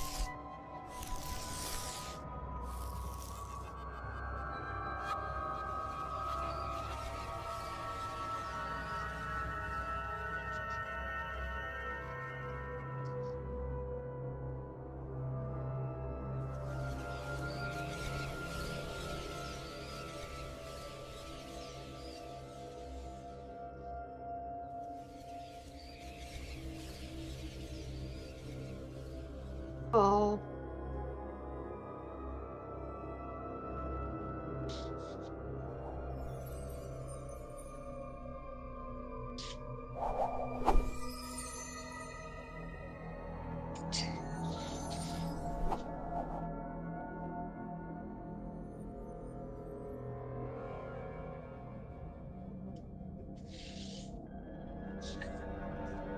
I might not always look as though I know what's going on, and that's for good reason.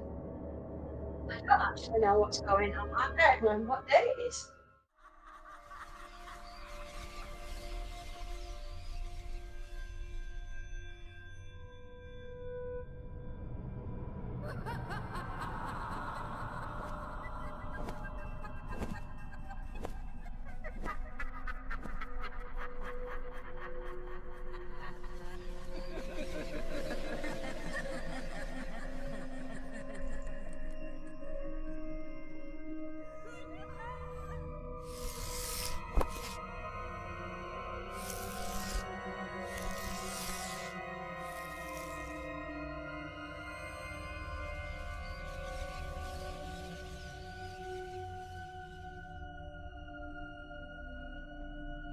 These are ready.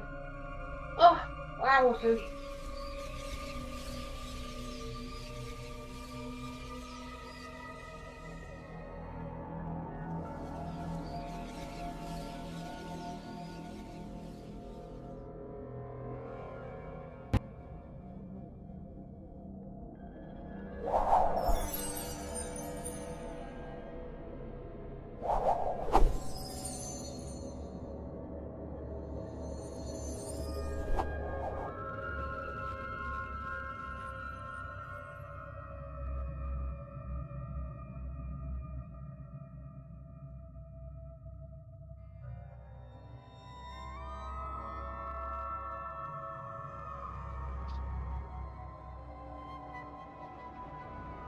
we need. It's a good job I spotted that.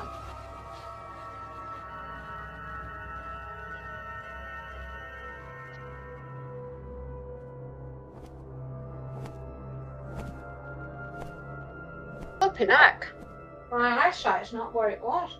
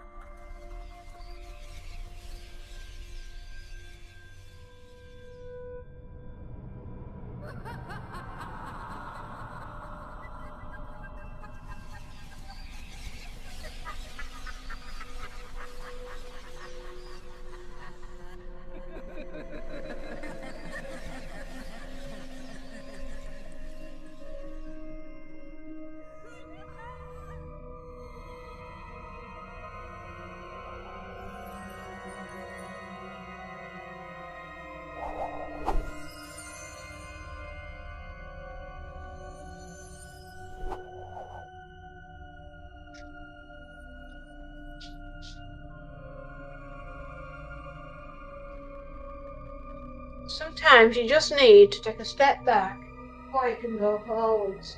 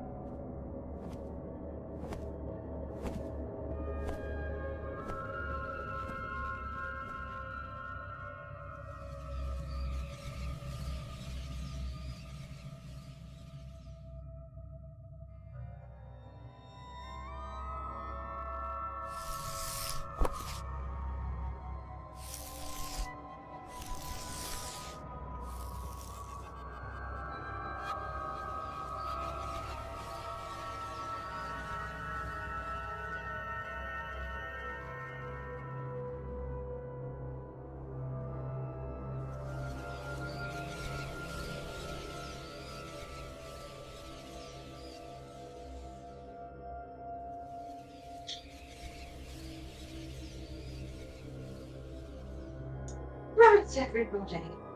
That's that done. Now on to the fun stuff.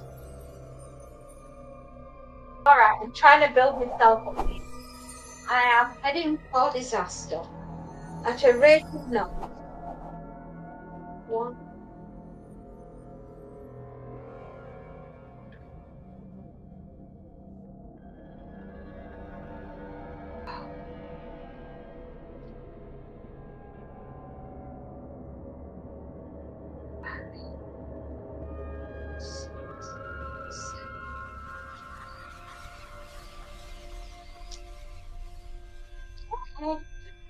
I think we can manage that. Yes, yes, indeed.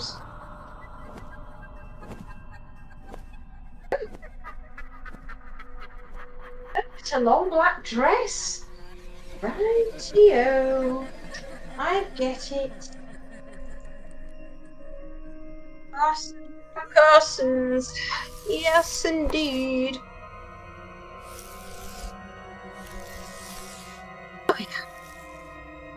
Okay, I like magic effects. Mr. Sharky! Oh, it's broke. No, it's broken. I'm on the device with show magic and do. No. Oh, what? Hang on. What have I missed? Right. I'm happy. I'm your happy thought. Surprise! Mrs. Sharky Nana. Missy. It's an armoured case. A hammer would suffer more damage. It's early shift. Welcome in 200 wheel. Yep. Yeah, I am in war. I woke up early. I'm on the device with show magic. We can do the effect for you, Sharky. Nope, it's broken. It's broke. Okay, I like magic effects. Right, Okay, I'm caught up with everyone. We were talking about my favourite book at the moment, The Long Walk by Stephen King, but we're about to have some crisps and sort out what's going on.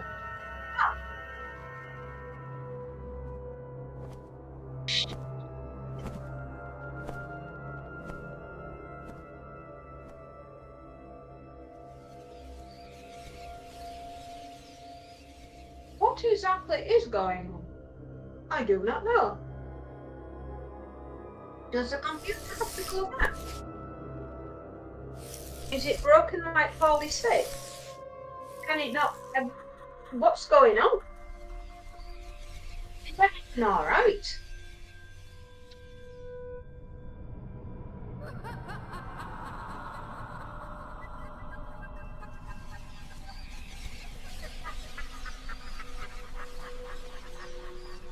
What's happened? Could somebody please tell the fairy what's going on? I only went to hang up some stuff. I came back and lots of things have happened.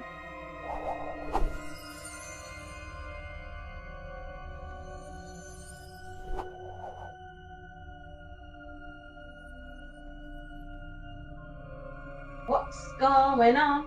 What's occurring? What did I miss?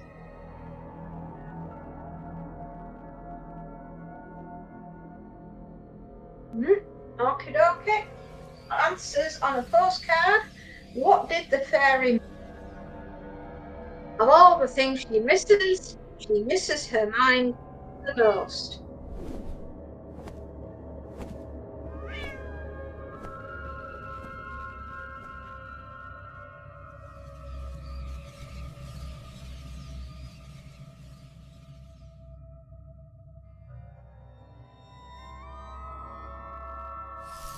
No, everyone's run away. Okie dokie. Well, anyway, while I'm waiting for you lot to get back to me about what's happening,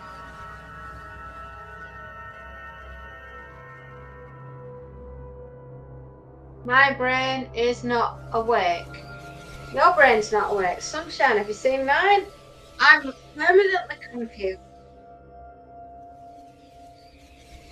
Good morning, anyway. Good morning to you, my dear. I hope you've slept well. I didn't have a very good night. Stressing. My brain, it's too, what's the word I'm looking for? There's a lot going on up here at the moment.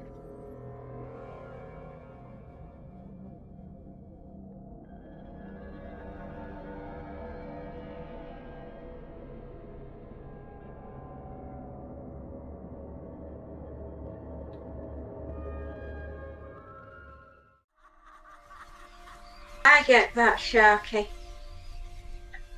Yeah, me too. I mean, I didn't get a lot of sleep last night. So to be honest, the fact that I'm upright, ironing, talking and doing and creating and all the rest of it at the moment is, I don't know, how did that happen?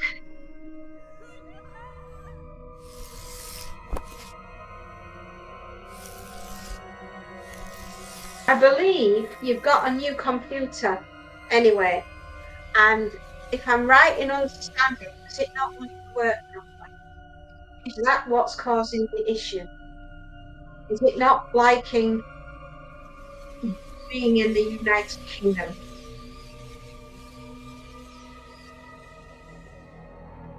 I believe you had it custom made or something. Um, so I'm wondering if something was missing from the custom made package.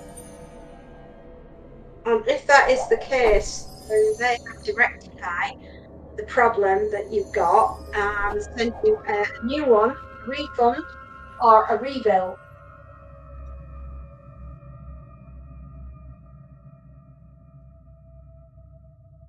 I'm having to fold this beautiful dress. Oh, you'll be around, my love. I look forward to that. If we can get whatever it is that Space Nuggets wants to try and do, we will do it for you. Whatever that was. I'm thinking it was maybe a shark.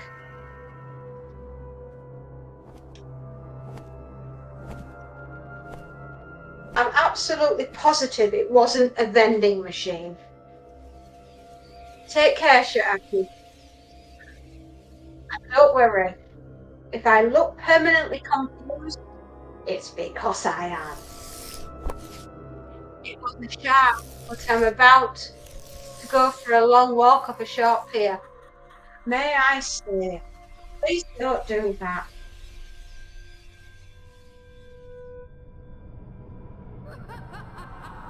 It's not worth it. It's not worth it, Phil. It ain't worth it.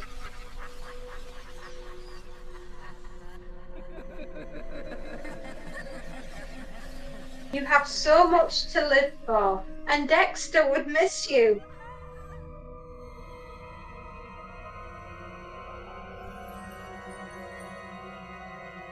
Did they send you a broken computer? Is that what's happened?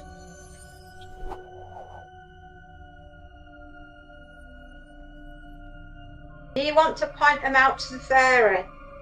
And do you want me to sort them out for you? Because I'm very good at sorting things out like that. Remember, I can do whatever I need to do from a very, very long distance away. I have never missed, nor will I ever miss. It's not that computer, is it? It's one of my...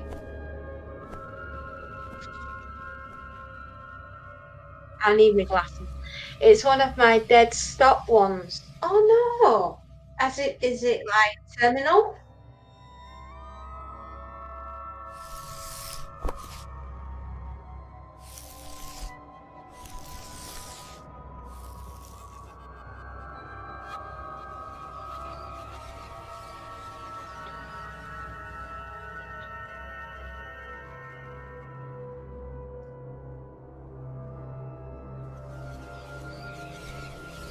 Okay. Well, maybe you've done as much as you can with that one at the moment, and maybe you just need a break. You know, go into the kitchen, have a Nutella and banana sandwich. Right, some comfort food. Or have you got any fresh hobos? You could make hobo stir fry.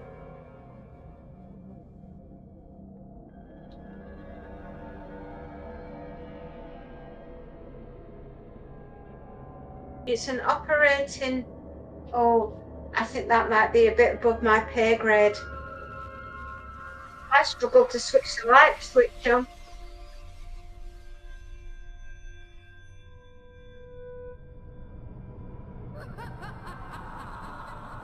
Oh dear.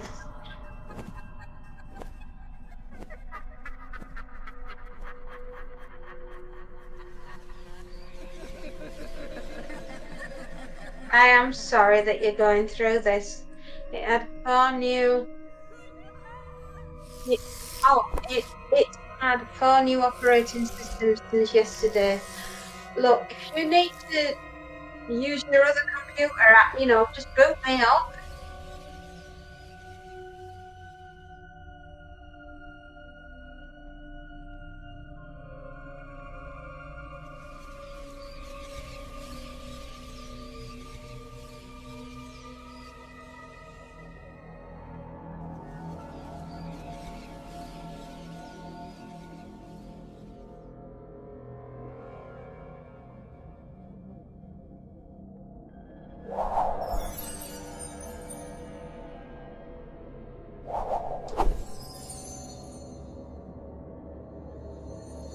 I need to find one compatible with the graphics card. Oh. Oh dear. That sounds expensive and difficult. Very difficult. You poor thing. Oh. Still, if anyone can fix it, I know you can.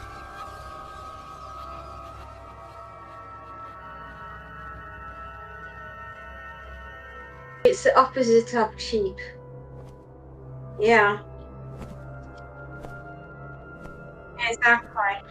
So if anyone can fix it, you can. It does sound an expensive thing, you know. Just exhausting. I can imagine. How long have you been doing it now? Maybe you just need a little break, you know? Perspective, so you don't go completely round the bend.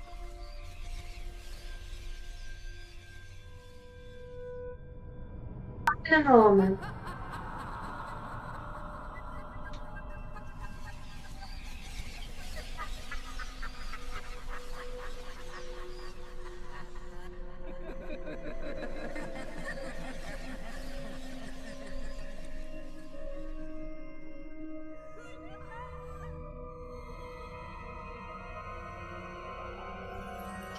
Don't worry, folks.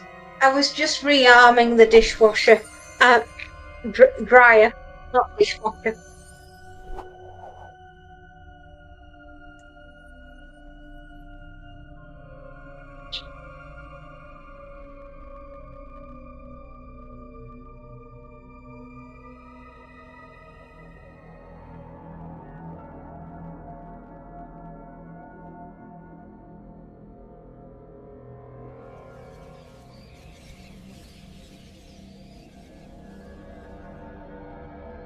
It's a difficult top because it's a fluted sleeve.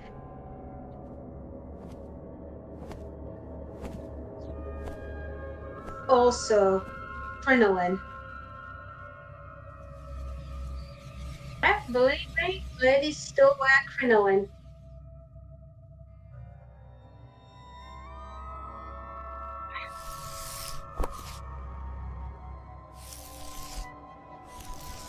I have to iron very quickly both sides. I can't put too much pressure, and I cannot put. You see what I mean? Look at the state of that. I'm going to try and get this so it looks like it's flat.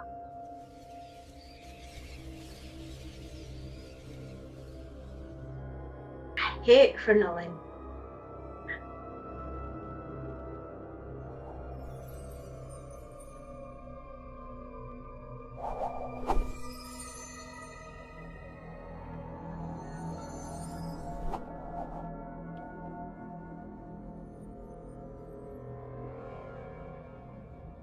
Okay, last bit, shoulders.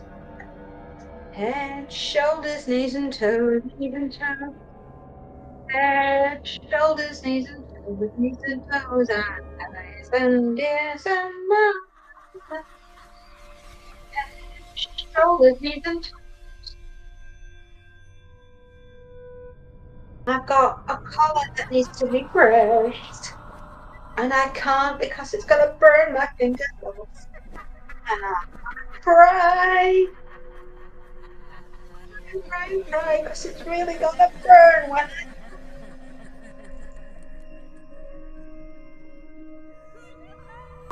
gosh. Golly gosh gone ropes, everybody, that was not an easy task.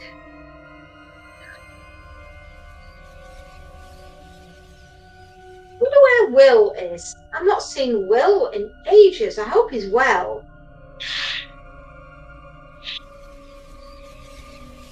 Another wonderful moderator. I haven't seen him in over a week, so I'm hoping that he's all right. He's usually around, but and I've not seen Jay in a very long time either. Or Thomas.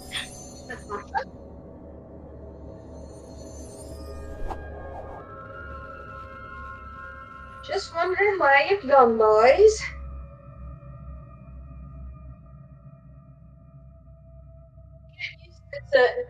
turning up. And it's strange when you don't see them, talk with them for a while. It's like John Phillip. I don't know where he is. I'm hoping that he's all right because I know he's had a lot of problems with his health.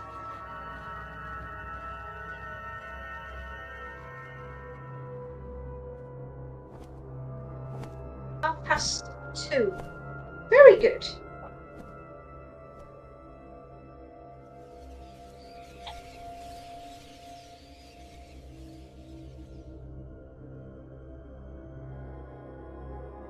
I had to pop the dryer on. My towels. You can't go around the universe unless you know where your towel is. And I've got them all. So if you need one, let me know.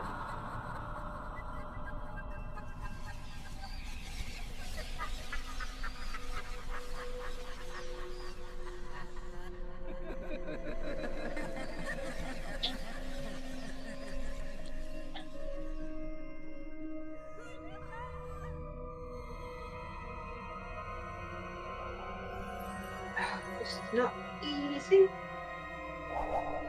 Come on, lay flat. Oh, another good dystopian novel that we'll cover at some point. The Running Man. Again, it's another Stephen King, Richard Bachman. In fact, it's been made into a new film. I think Ryan Gosling is in it. Don't quote me on that. I don't know enough of what's going on, but I do believe they're redoing it. And the original had Arnold Schwarzenegger in it. So we will see if the new one is worth going to see. Is it worth watching? Seems that Stephen King at the moment is certainly having a lot of a renaissance with his work.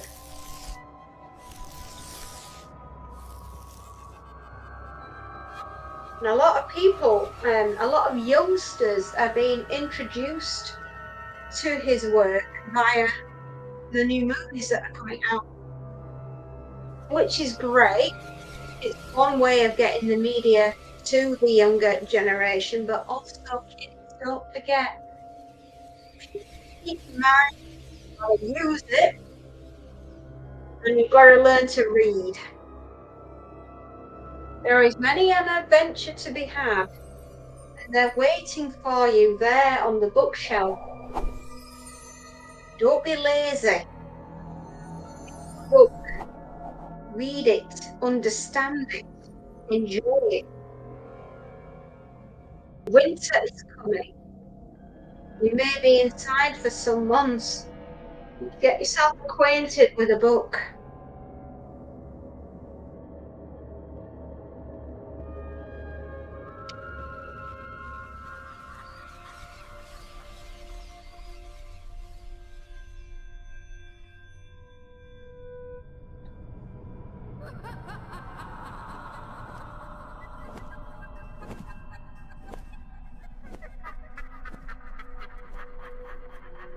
There we are. Beautiful Japanas.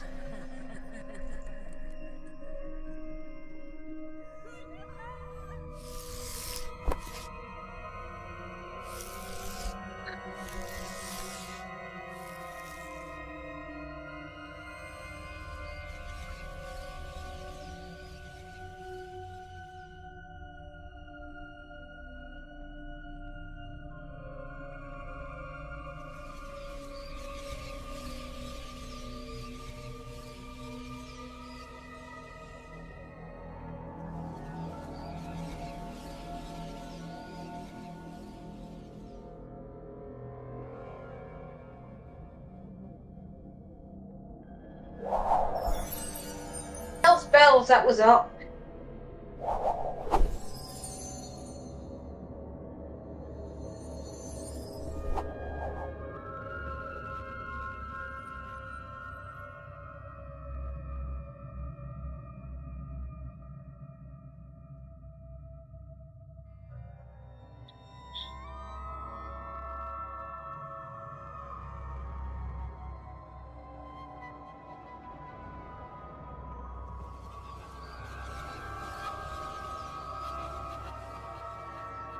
There.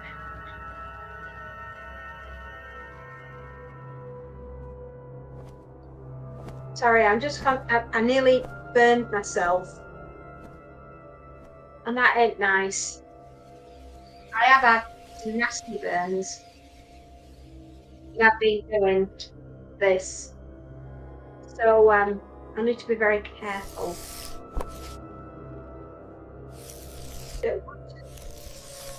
I don't want to go to A&E. Might make me cry. Nobody wants to see the fairy cry. Least of all me.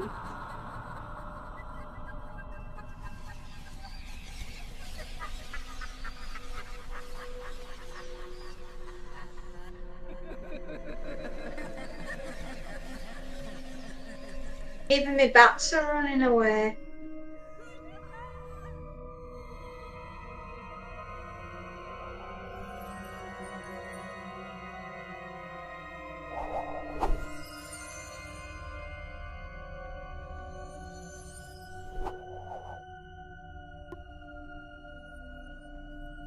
Just trying not to burn your fingers off. And it's so exhausting. There's a run of heat. That's one of the problems. When you sometimes do a thin garment, the steam rushes and it doesn't know where to go. And it sometimes goes right up your fingernails. And oh, that's an interesting feeling. Also be a rather painful feeling, especially when your fingernails underneath blister. Ooh, that's not cool. That's not cool. Don't want to see you do it. Do as I say, not as I do.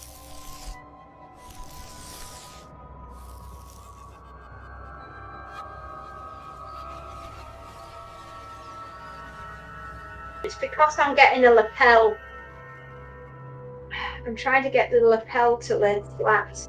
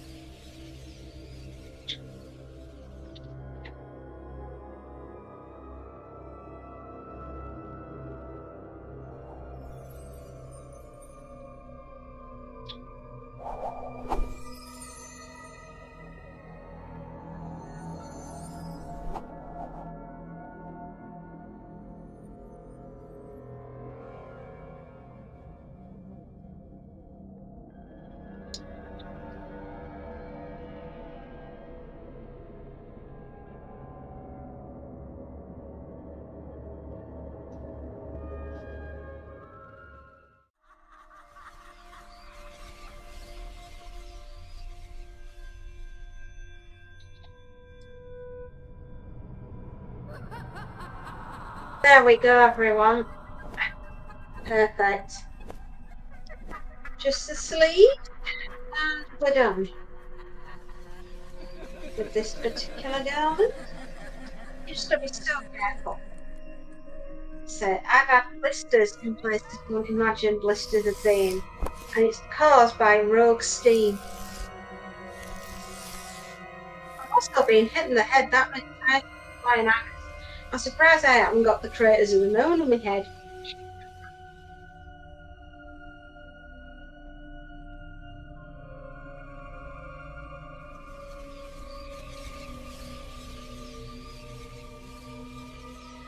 We've got maybe about 40 minutes, and I think we'll be through this ironing.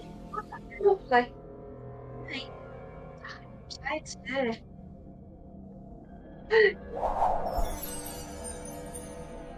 Such is life and all that jazz, and everything that goes along with it.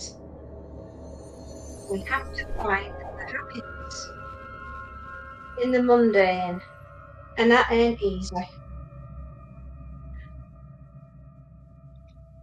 I'm hoping that you've enjoyed your little selves on here today.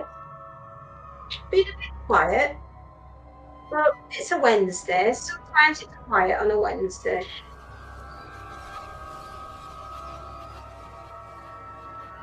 It's the middle of the week and everybody's fevering away like they do.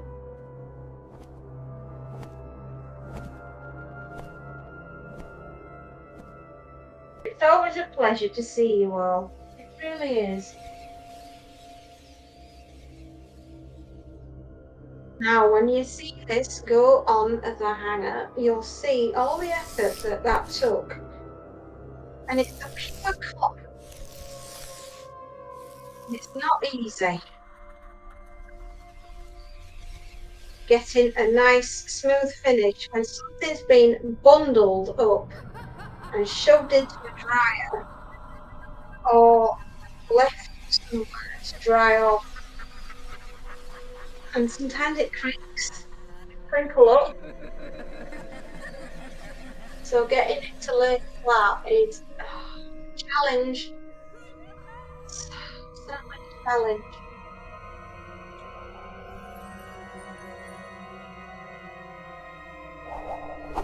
What we need, right, is to tell everybody that ironing is really cool, right? You can iron and it's amazing. And when you see the end result, you'll be so proud of yourselves.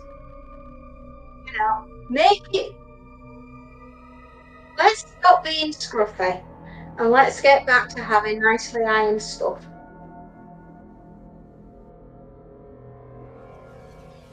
Especially nice shirts and things that have got a nice collar.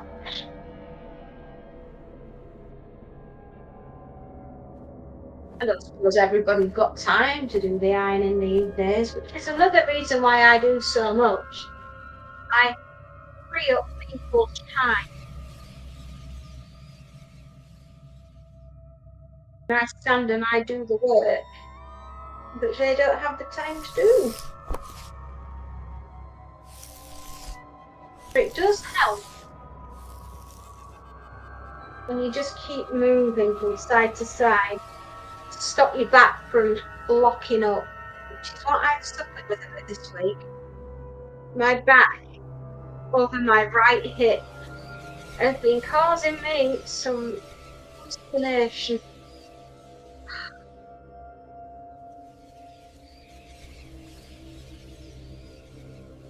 Oh, oh dear. I try not to sneeze. It's the smell of this beautiful perfume from this washing powder, and it makes me want to sneeze.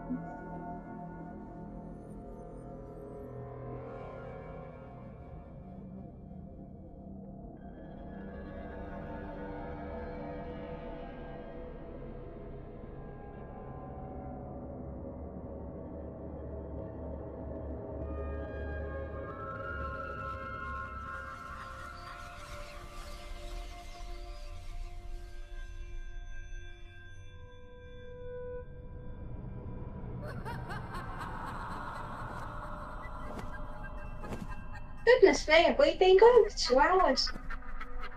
Hold on us.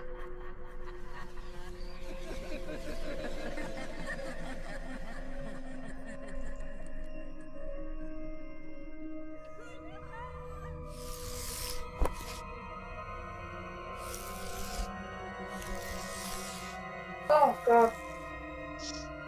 Don't want to sneeze. I don't want to sneeze.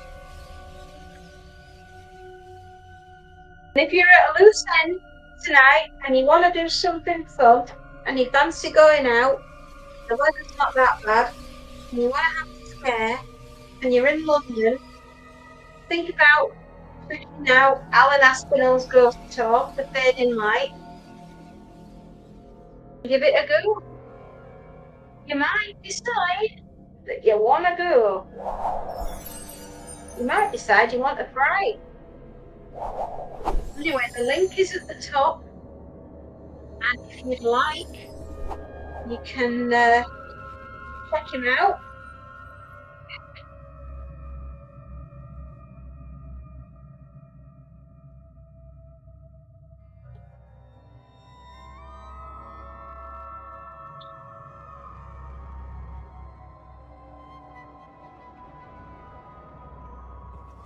Oh, oh please. I don't want to sneeze. I don't want to sneeze. That's my brain.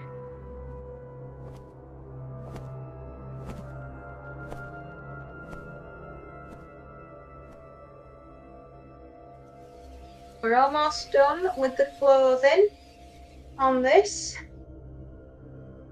And then we'll be on with bedding.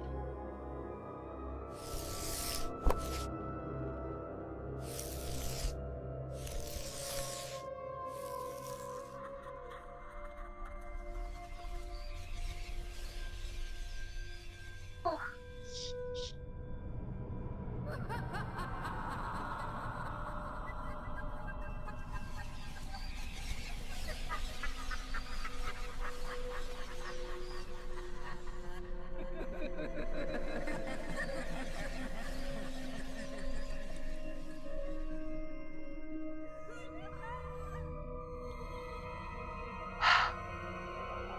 We're all right.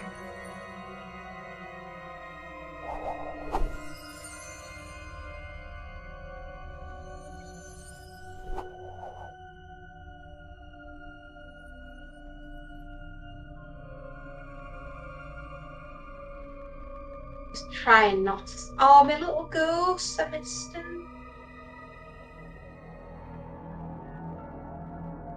I missed my little ghosties.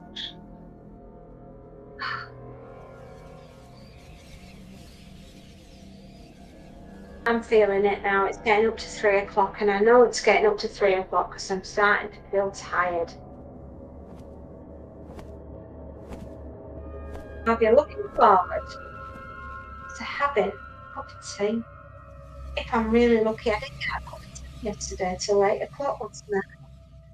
When I was getting ready to watch Make Off. I like Make Off. This year's been excellent.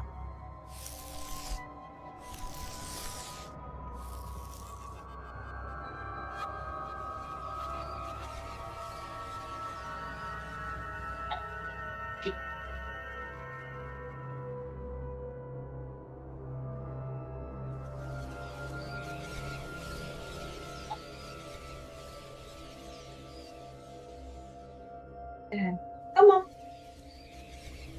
Lay flat. I'm done asking.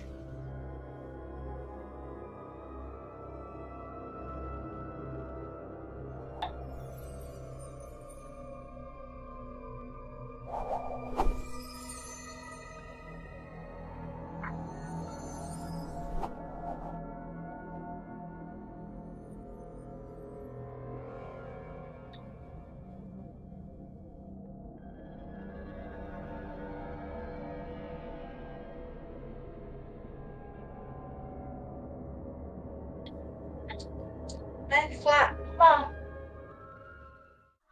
There we are. Much better.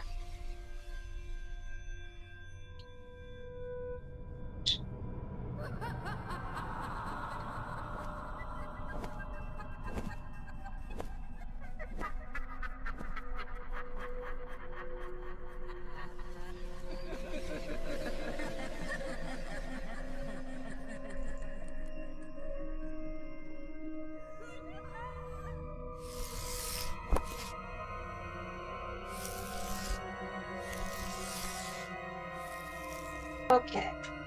Sometimes I don't know what people do with wire hangers, but they do bend them funny ways. I mean, are you dividing water? You know, is it a new thing?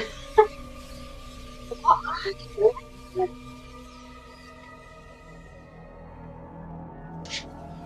Oh, come on.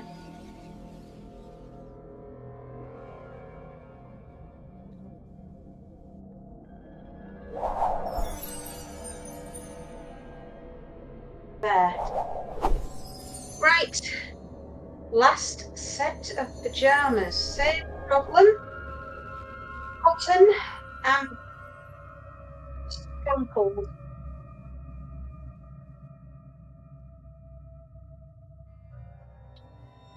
These are very scrunkled indeed. That's scrunched and crinkled. If you wanted to know what the word scrunkle meant.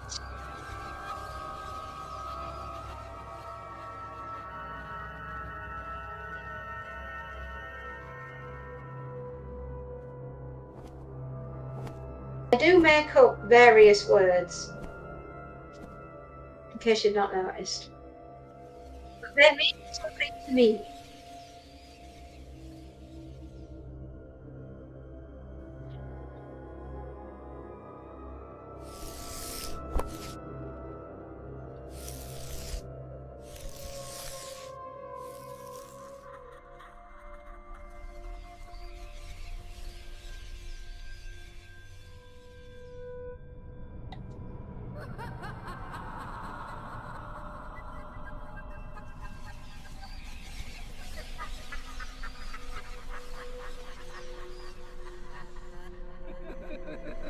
I'm doing my level best to not blister my fingers.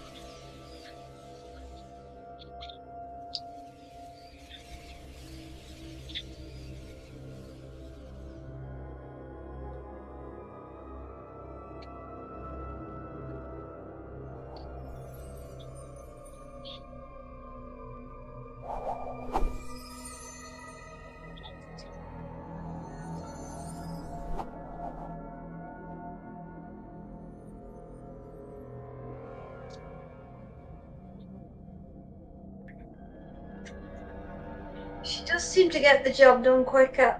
I'm just in a bit of pain at the moment. Because I've been stood. Sometimes I hate my body.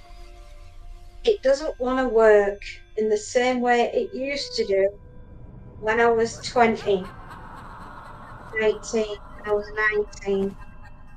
And I have to admit, I've done a lot to the body. Some things that are not my own fault. I was just in the wrong place at the wrong time and I get whacked. But every now and again, those old things, they come back and they bite me on the bum. And then I wonder why I'm stood in pain.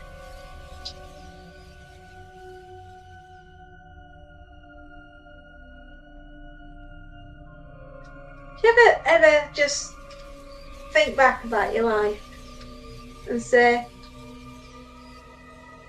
and regret some of the life choices that you've made? Just, just now and again.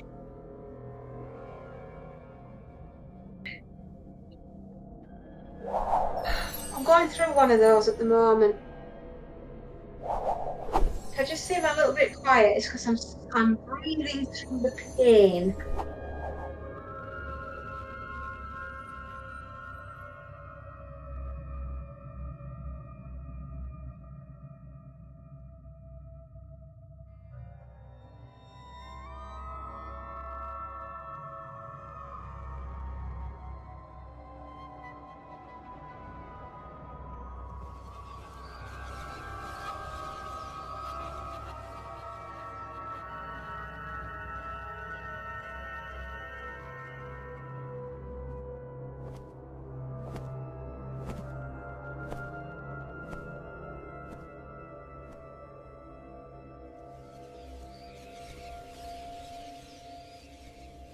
There we are.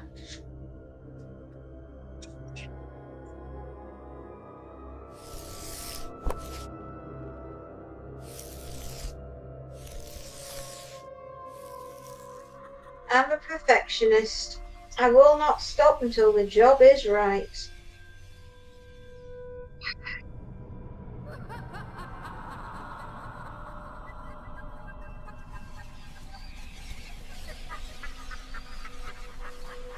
It has to be right.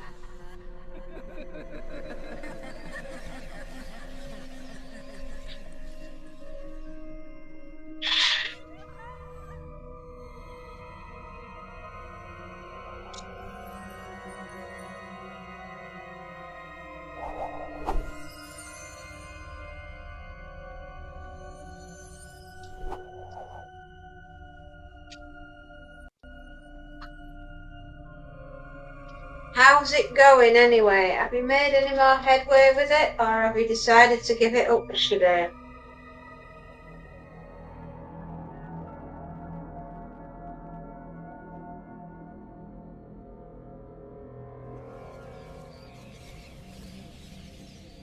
Kind of hoping that everything's working out for you, though. Best not to ask. Okie doke. I'll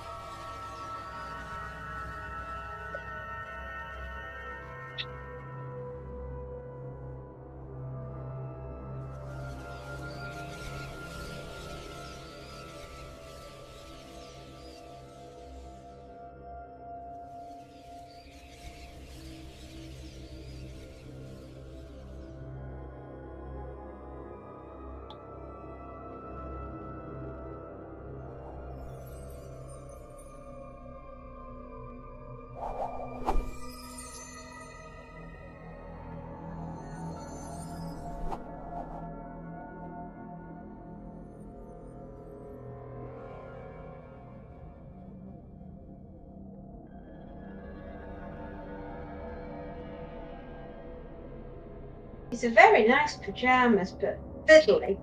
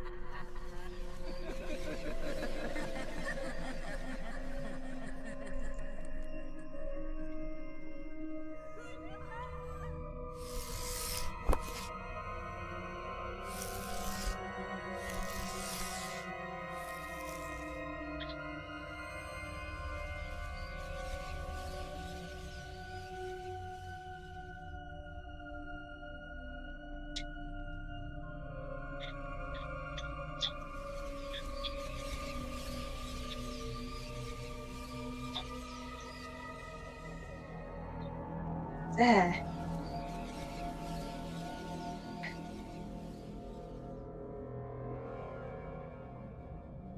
Done.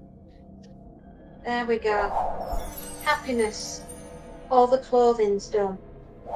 Customer will be very happy to put their pajamas on tonight and know that they have been beautifully ironed.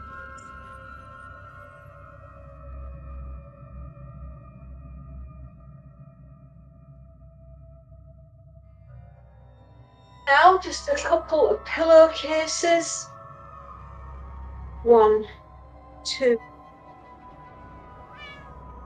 3,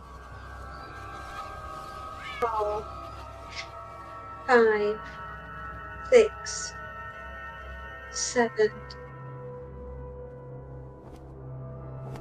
7 pillowcases with what she had and a duvet cover. Oh, this stuff over with. Good. Half an hour, no more than that, we'll be through. 3:30, we're laughing.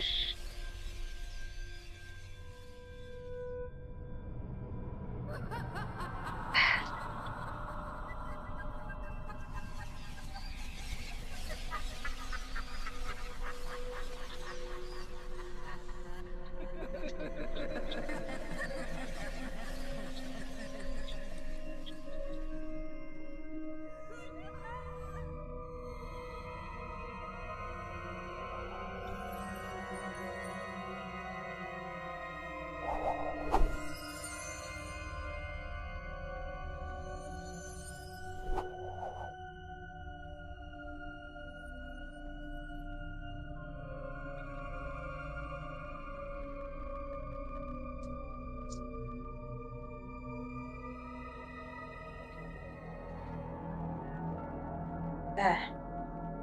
Nobody saw me throw it all on the floor.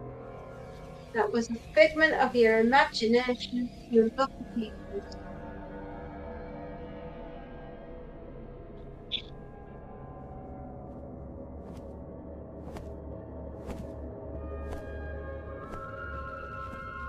Well, hopefully we won't miss Will if he's around.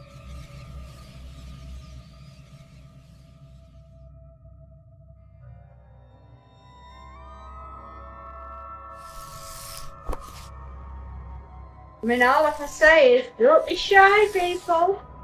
You can say hello. I won't bite.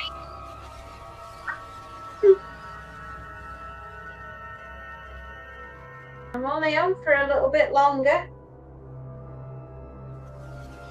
Then I'll be gone for the day.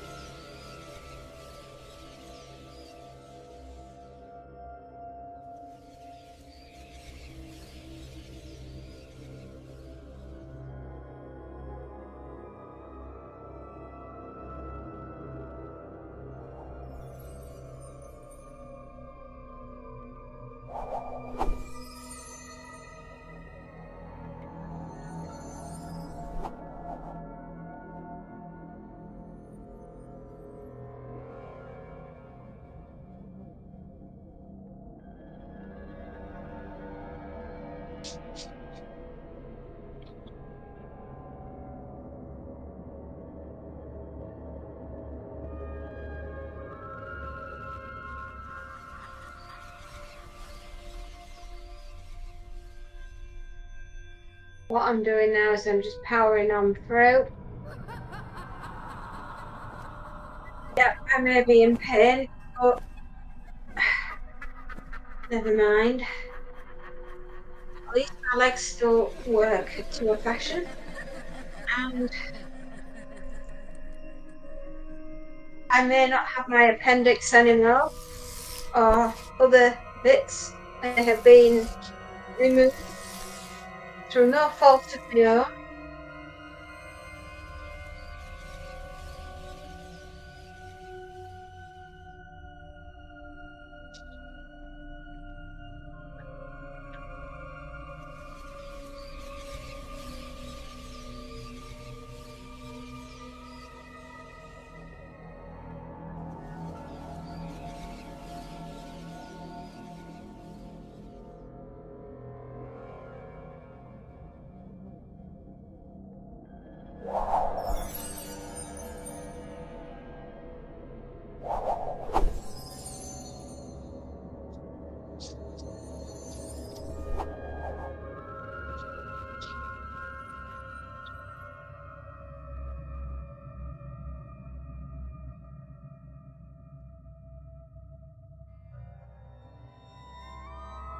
Alan, back again. Sorry, work. Don't worry. Oh, that good average. Well done, everybody. Don't worry about it, Alan. Work comes first. No, job comes first. I hope you've had some more bookings. I really do. We've left it up there for the whole wide world to see. hopefully they want to go and join it. No, I think we've sorted it now. I think everything feels quite normal. Well, normal as it can be in this household. I think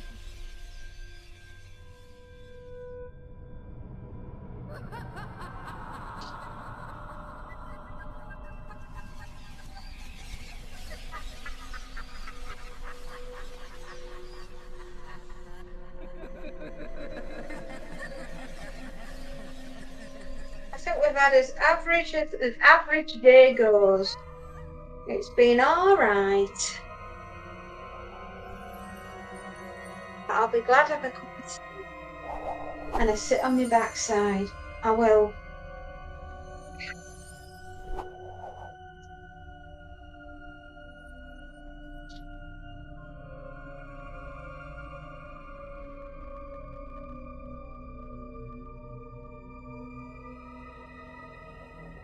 I've got some classics that are coming out for you. I've got some more Monty and Dexter movie moments coming out.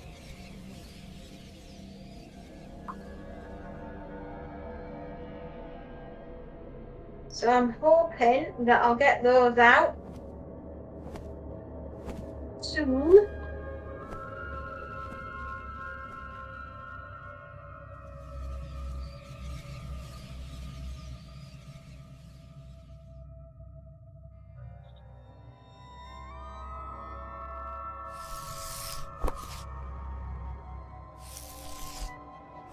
We're nearly through the pillowcases, and I've only got to do their cover, and then we are completed for the day. I'm really boxed out. Hello there. How you doing? Let's say hello to all your fans. It's Monty. Oh, what are you doing down there, Maddie? You look as though you're ready to pounce on my feet. The Monty mash, they did indeed. It was a graveyard smash. Come on, you coming in? It's whether or not he wants to come in the office. When he can smell linen, sometimes he doesn't like the smell and he won't come in the office. Whether it's because he can smell, they've got cats at the farmhouse, the lady that I'm working for at the moment. Her husband and wife doctors, and they have cats. And Monty, it's a strong smell. He won't come in the office. It's the other cat.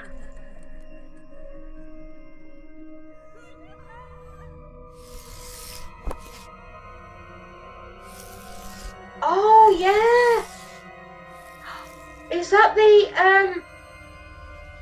original with Vincent Price?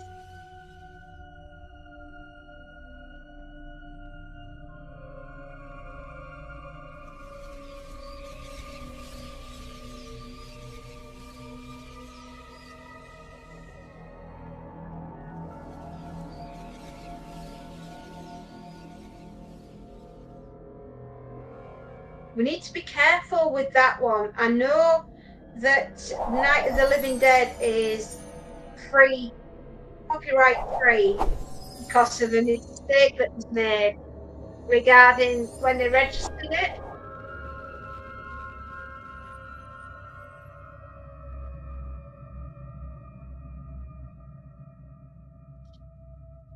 We can just make shorts. Aha, yeah, of course.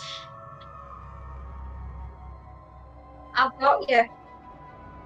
Sorry, I was thinking that we might be doing another movie watch along. I mean, the Vincent Price, I think it was Vincent Price that did The Hollow Man.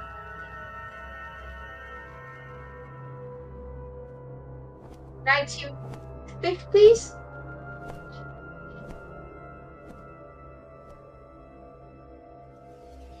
Or I could iron shorts, yeah. Hello, mate. Doobie doos. Doobie doos. Hello. Wow. Hello, Capella. Hey, Mama. Samaz. Hmm? I love you. He's quietly meowing. He does a very quiet meow. He just goes, don't ya?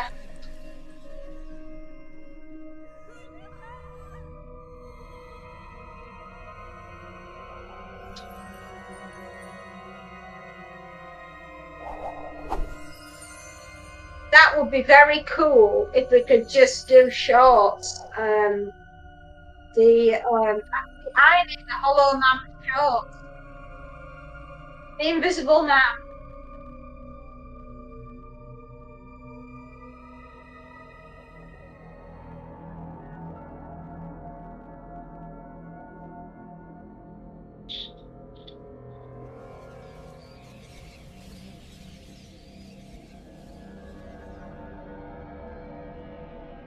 Hollow Man, I saw that at the cinema. Oh, right. Is it the one with Kevin Bacon? Ah, that one. I haven't seen it. I have seen the original. You know, one that I really enjoy is The Fly with Vincent Price. And that is such a cool film.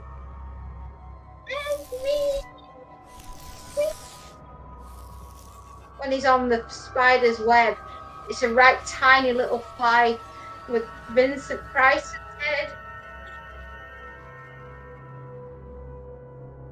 The remake is very good. Yes, it is. It's a very good one. Oh, you've run off, have you? See you later.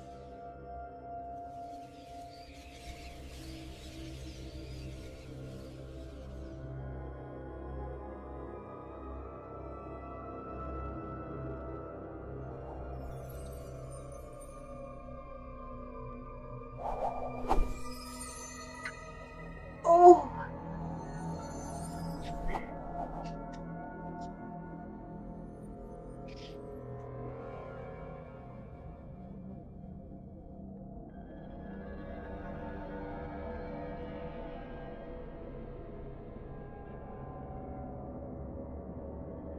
oh, damn it. I'm getting tired.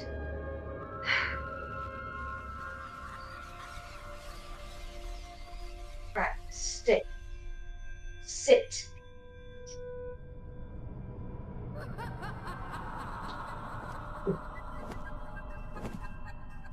Right, last bit.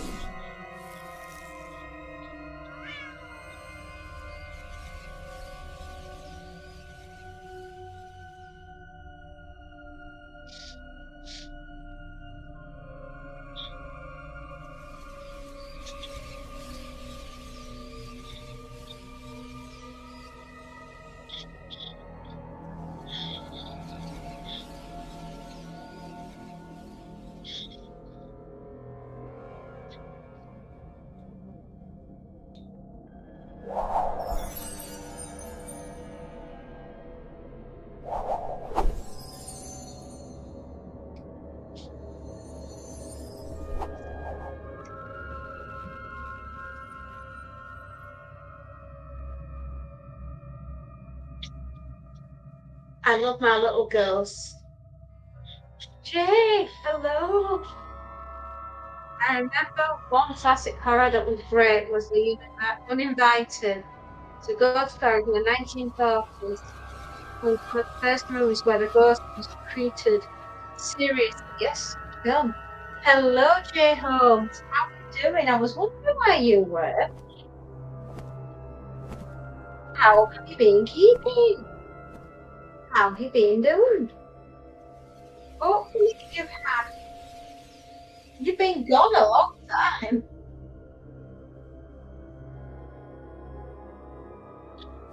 You've been gone a long time, my dear.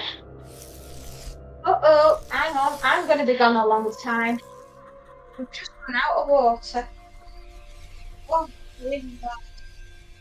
always right at the end when I need it to be here.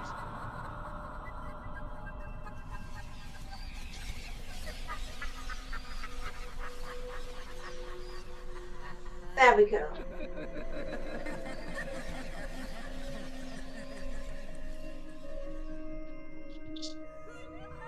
Oh my goodness. Sorry about that, everybody. I always run out of water around about this point in the day. Oh, thank you. I've been working in and out. Well, I was wondering where you were, my love, but I'm glad you're here. Good to see you. You've been doing a lot and working on many things behind the scenes. Hopefully, you're all going to love what's coming up. Because we're only 8 days into Halloween and we've still got a long way to go.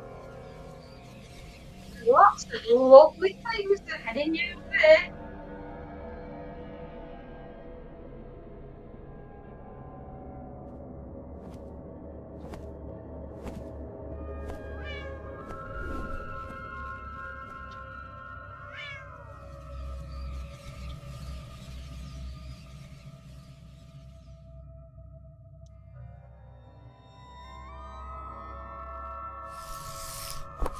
Halloween, I've run out of H2O.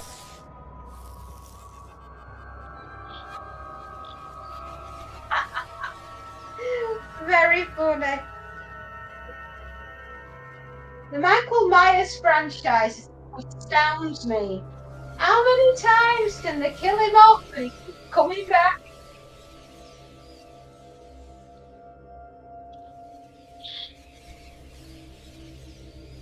Does your iron have a water tank? I have to iron shower curtains at my hotel. They must be wet to make ironing them easier.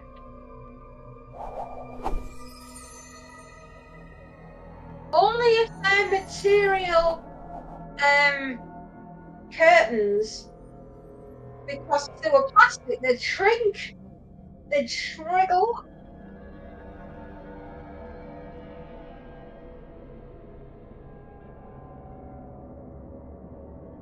Shouldn't it be easier with shower curtains and bedding and things like that for a hotel chain to just go through a roller press? Was meant to die at the end of 2. It was meant to die at the end of 2. I've never seen anybody out. It's got more lives than a cat.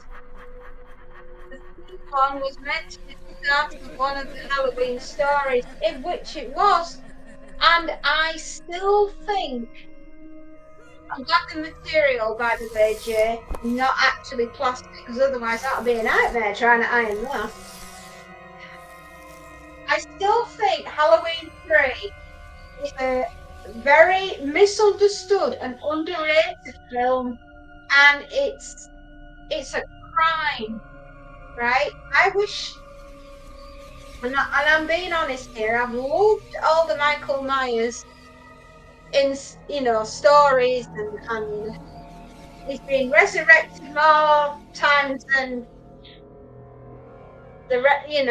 anyone, and I really, really love Halloween 3. And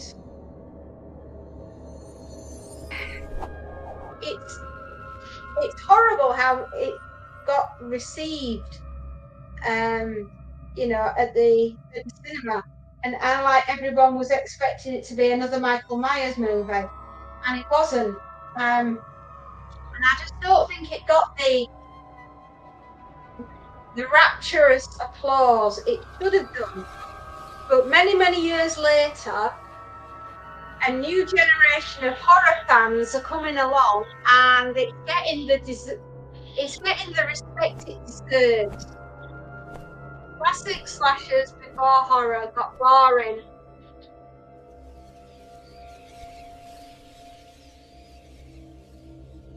Yeah, I know. It's like horror these days. So how far can we push the boundaries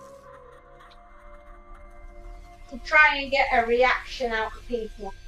And it's usually because the writing's so poor that they have to have more sensational, gross horror rather than taking a step back and making the story and everything a little bit better.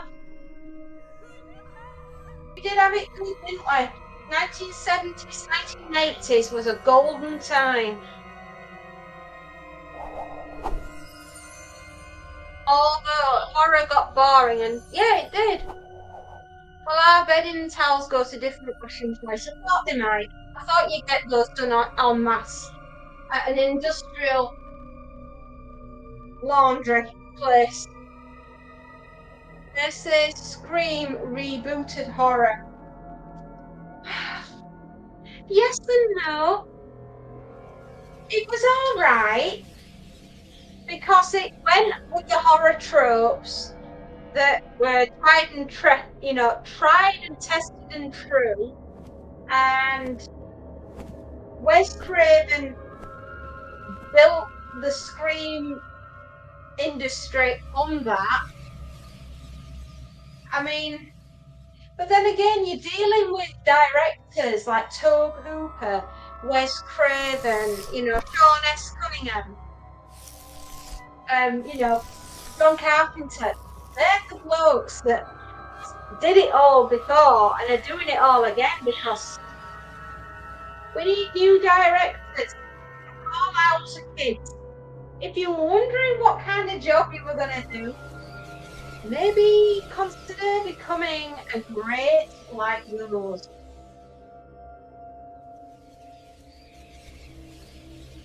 Did you know Michael is in Halloween 3? Okay, you're going to point out where he is, aren't you? Because I've never seen him.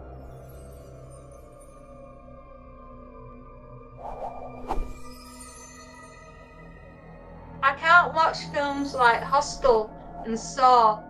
I prefer The Thing and Aliens. Yeah, I can't watch Hostel. I can't watch Saw. I literally, I want to be really ill if I have to sit down and watch something like the Saw. Do you know where they got the idea for the movie Saw?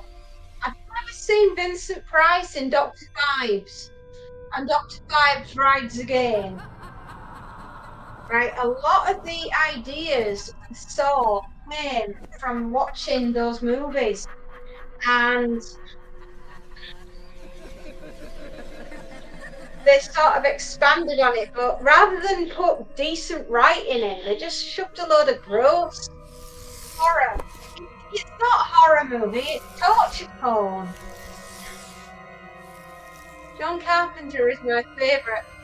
He makes experimental rock. Yeah, I know, he's so cool. Honestly, the guy's a legend.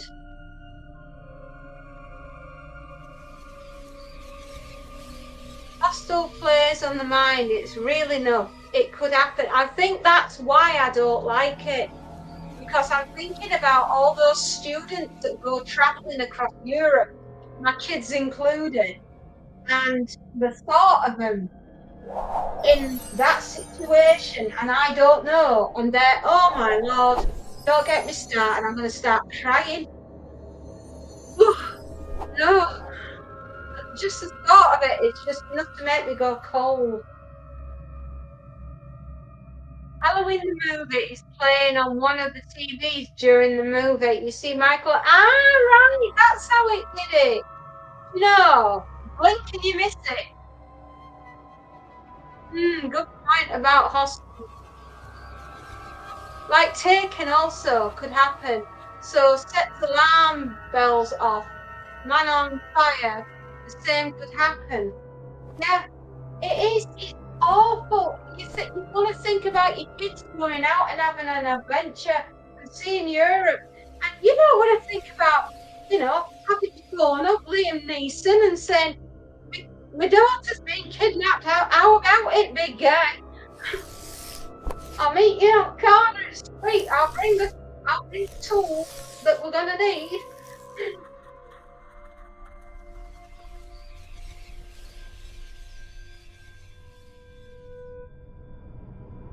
The Terrifier is the new gross out horror movies. Can't watch them myself, not a gore fan. No,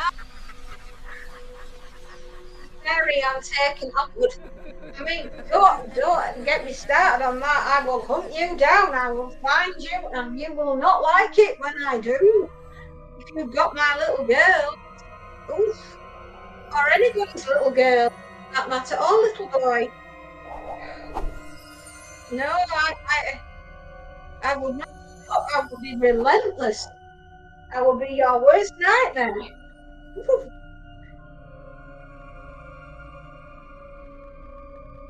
God no. Ugh. Just the mere thought of it. Mm-mm. Not my idea of happy, joy. Absolutely not.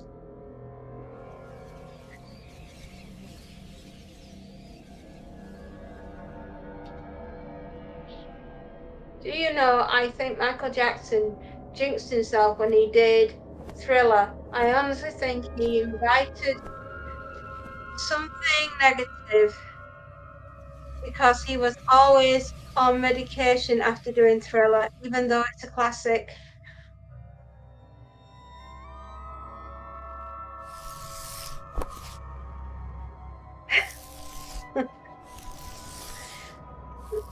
Yeah, Michael Jackson was right. Maybe he did invite something in. I mean, don't we all flirt with disaster and terrible situations and stuff like that when we first start to look at horror? You never know. You never know who's watching. Our Lucy, she's always watching.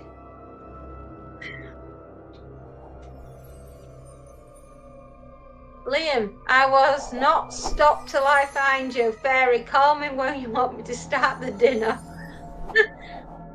We are what we consume. Irid. Hello, Irid.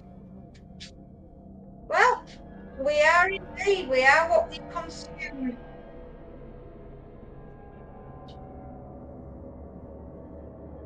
That statement is why you're vegan. Yeah, we did it, everyone. We got to 3:30. We've managed. We've done it. Hooray! Yay! No, I mean, now joking aside, I cannot stand by and watch somebody being got at, or my instinct is to go straight into war mode. I can't help myself. And my husband's exactly the same. If he sees something that's not right, he's straight off. Like, don't, it's like red rag at a bull.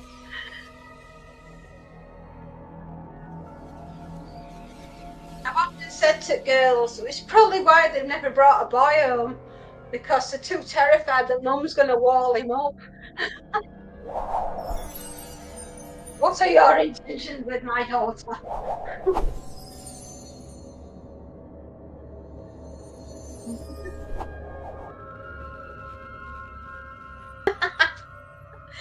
She can't help herself, Captain.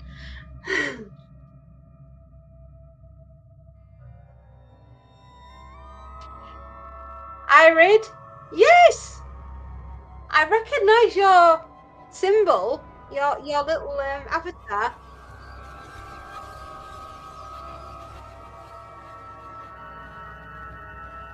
Did I turn off the island? Yes, I did. Good idea, Mum. 1, 2, 3, 4, 5,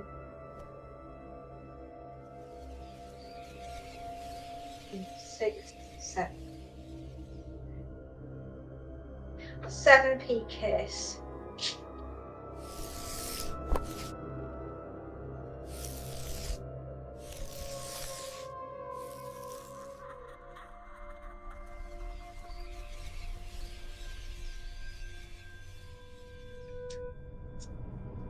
No, I'm very selective now with what I read horror-wise, and I'm very selective with what I read because there are there are certain things which do work like a trigger. Maisie, right?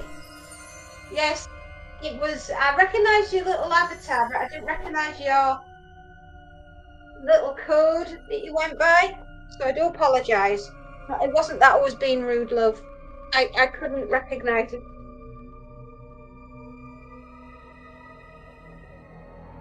I have to be really careful because sometimes it can trigger things.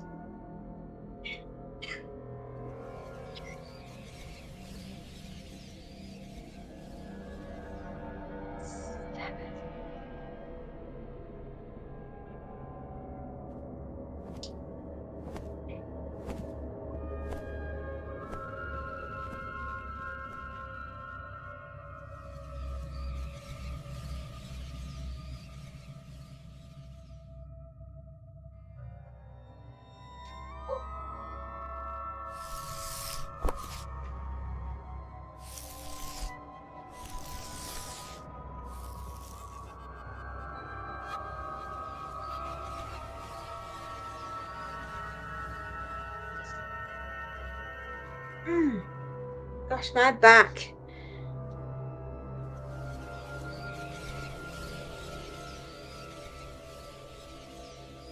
Okay. Let me write on here.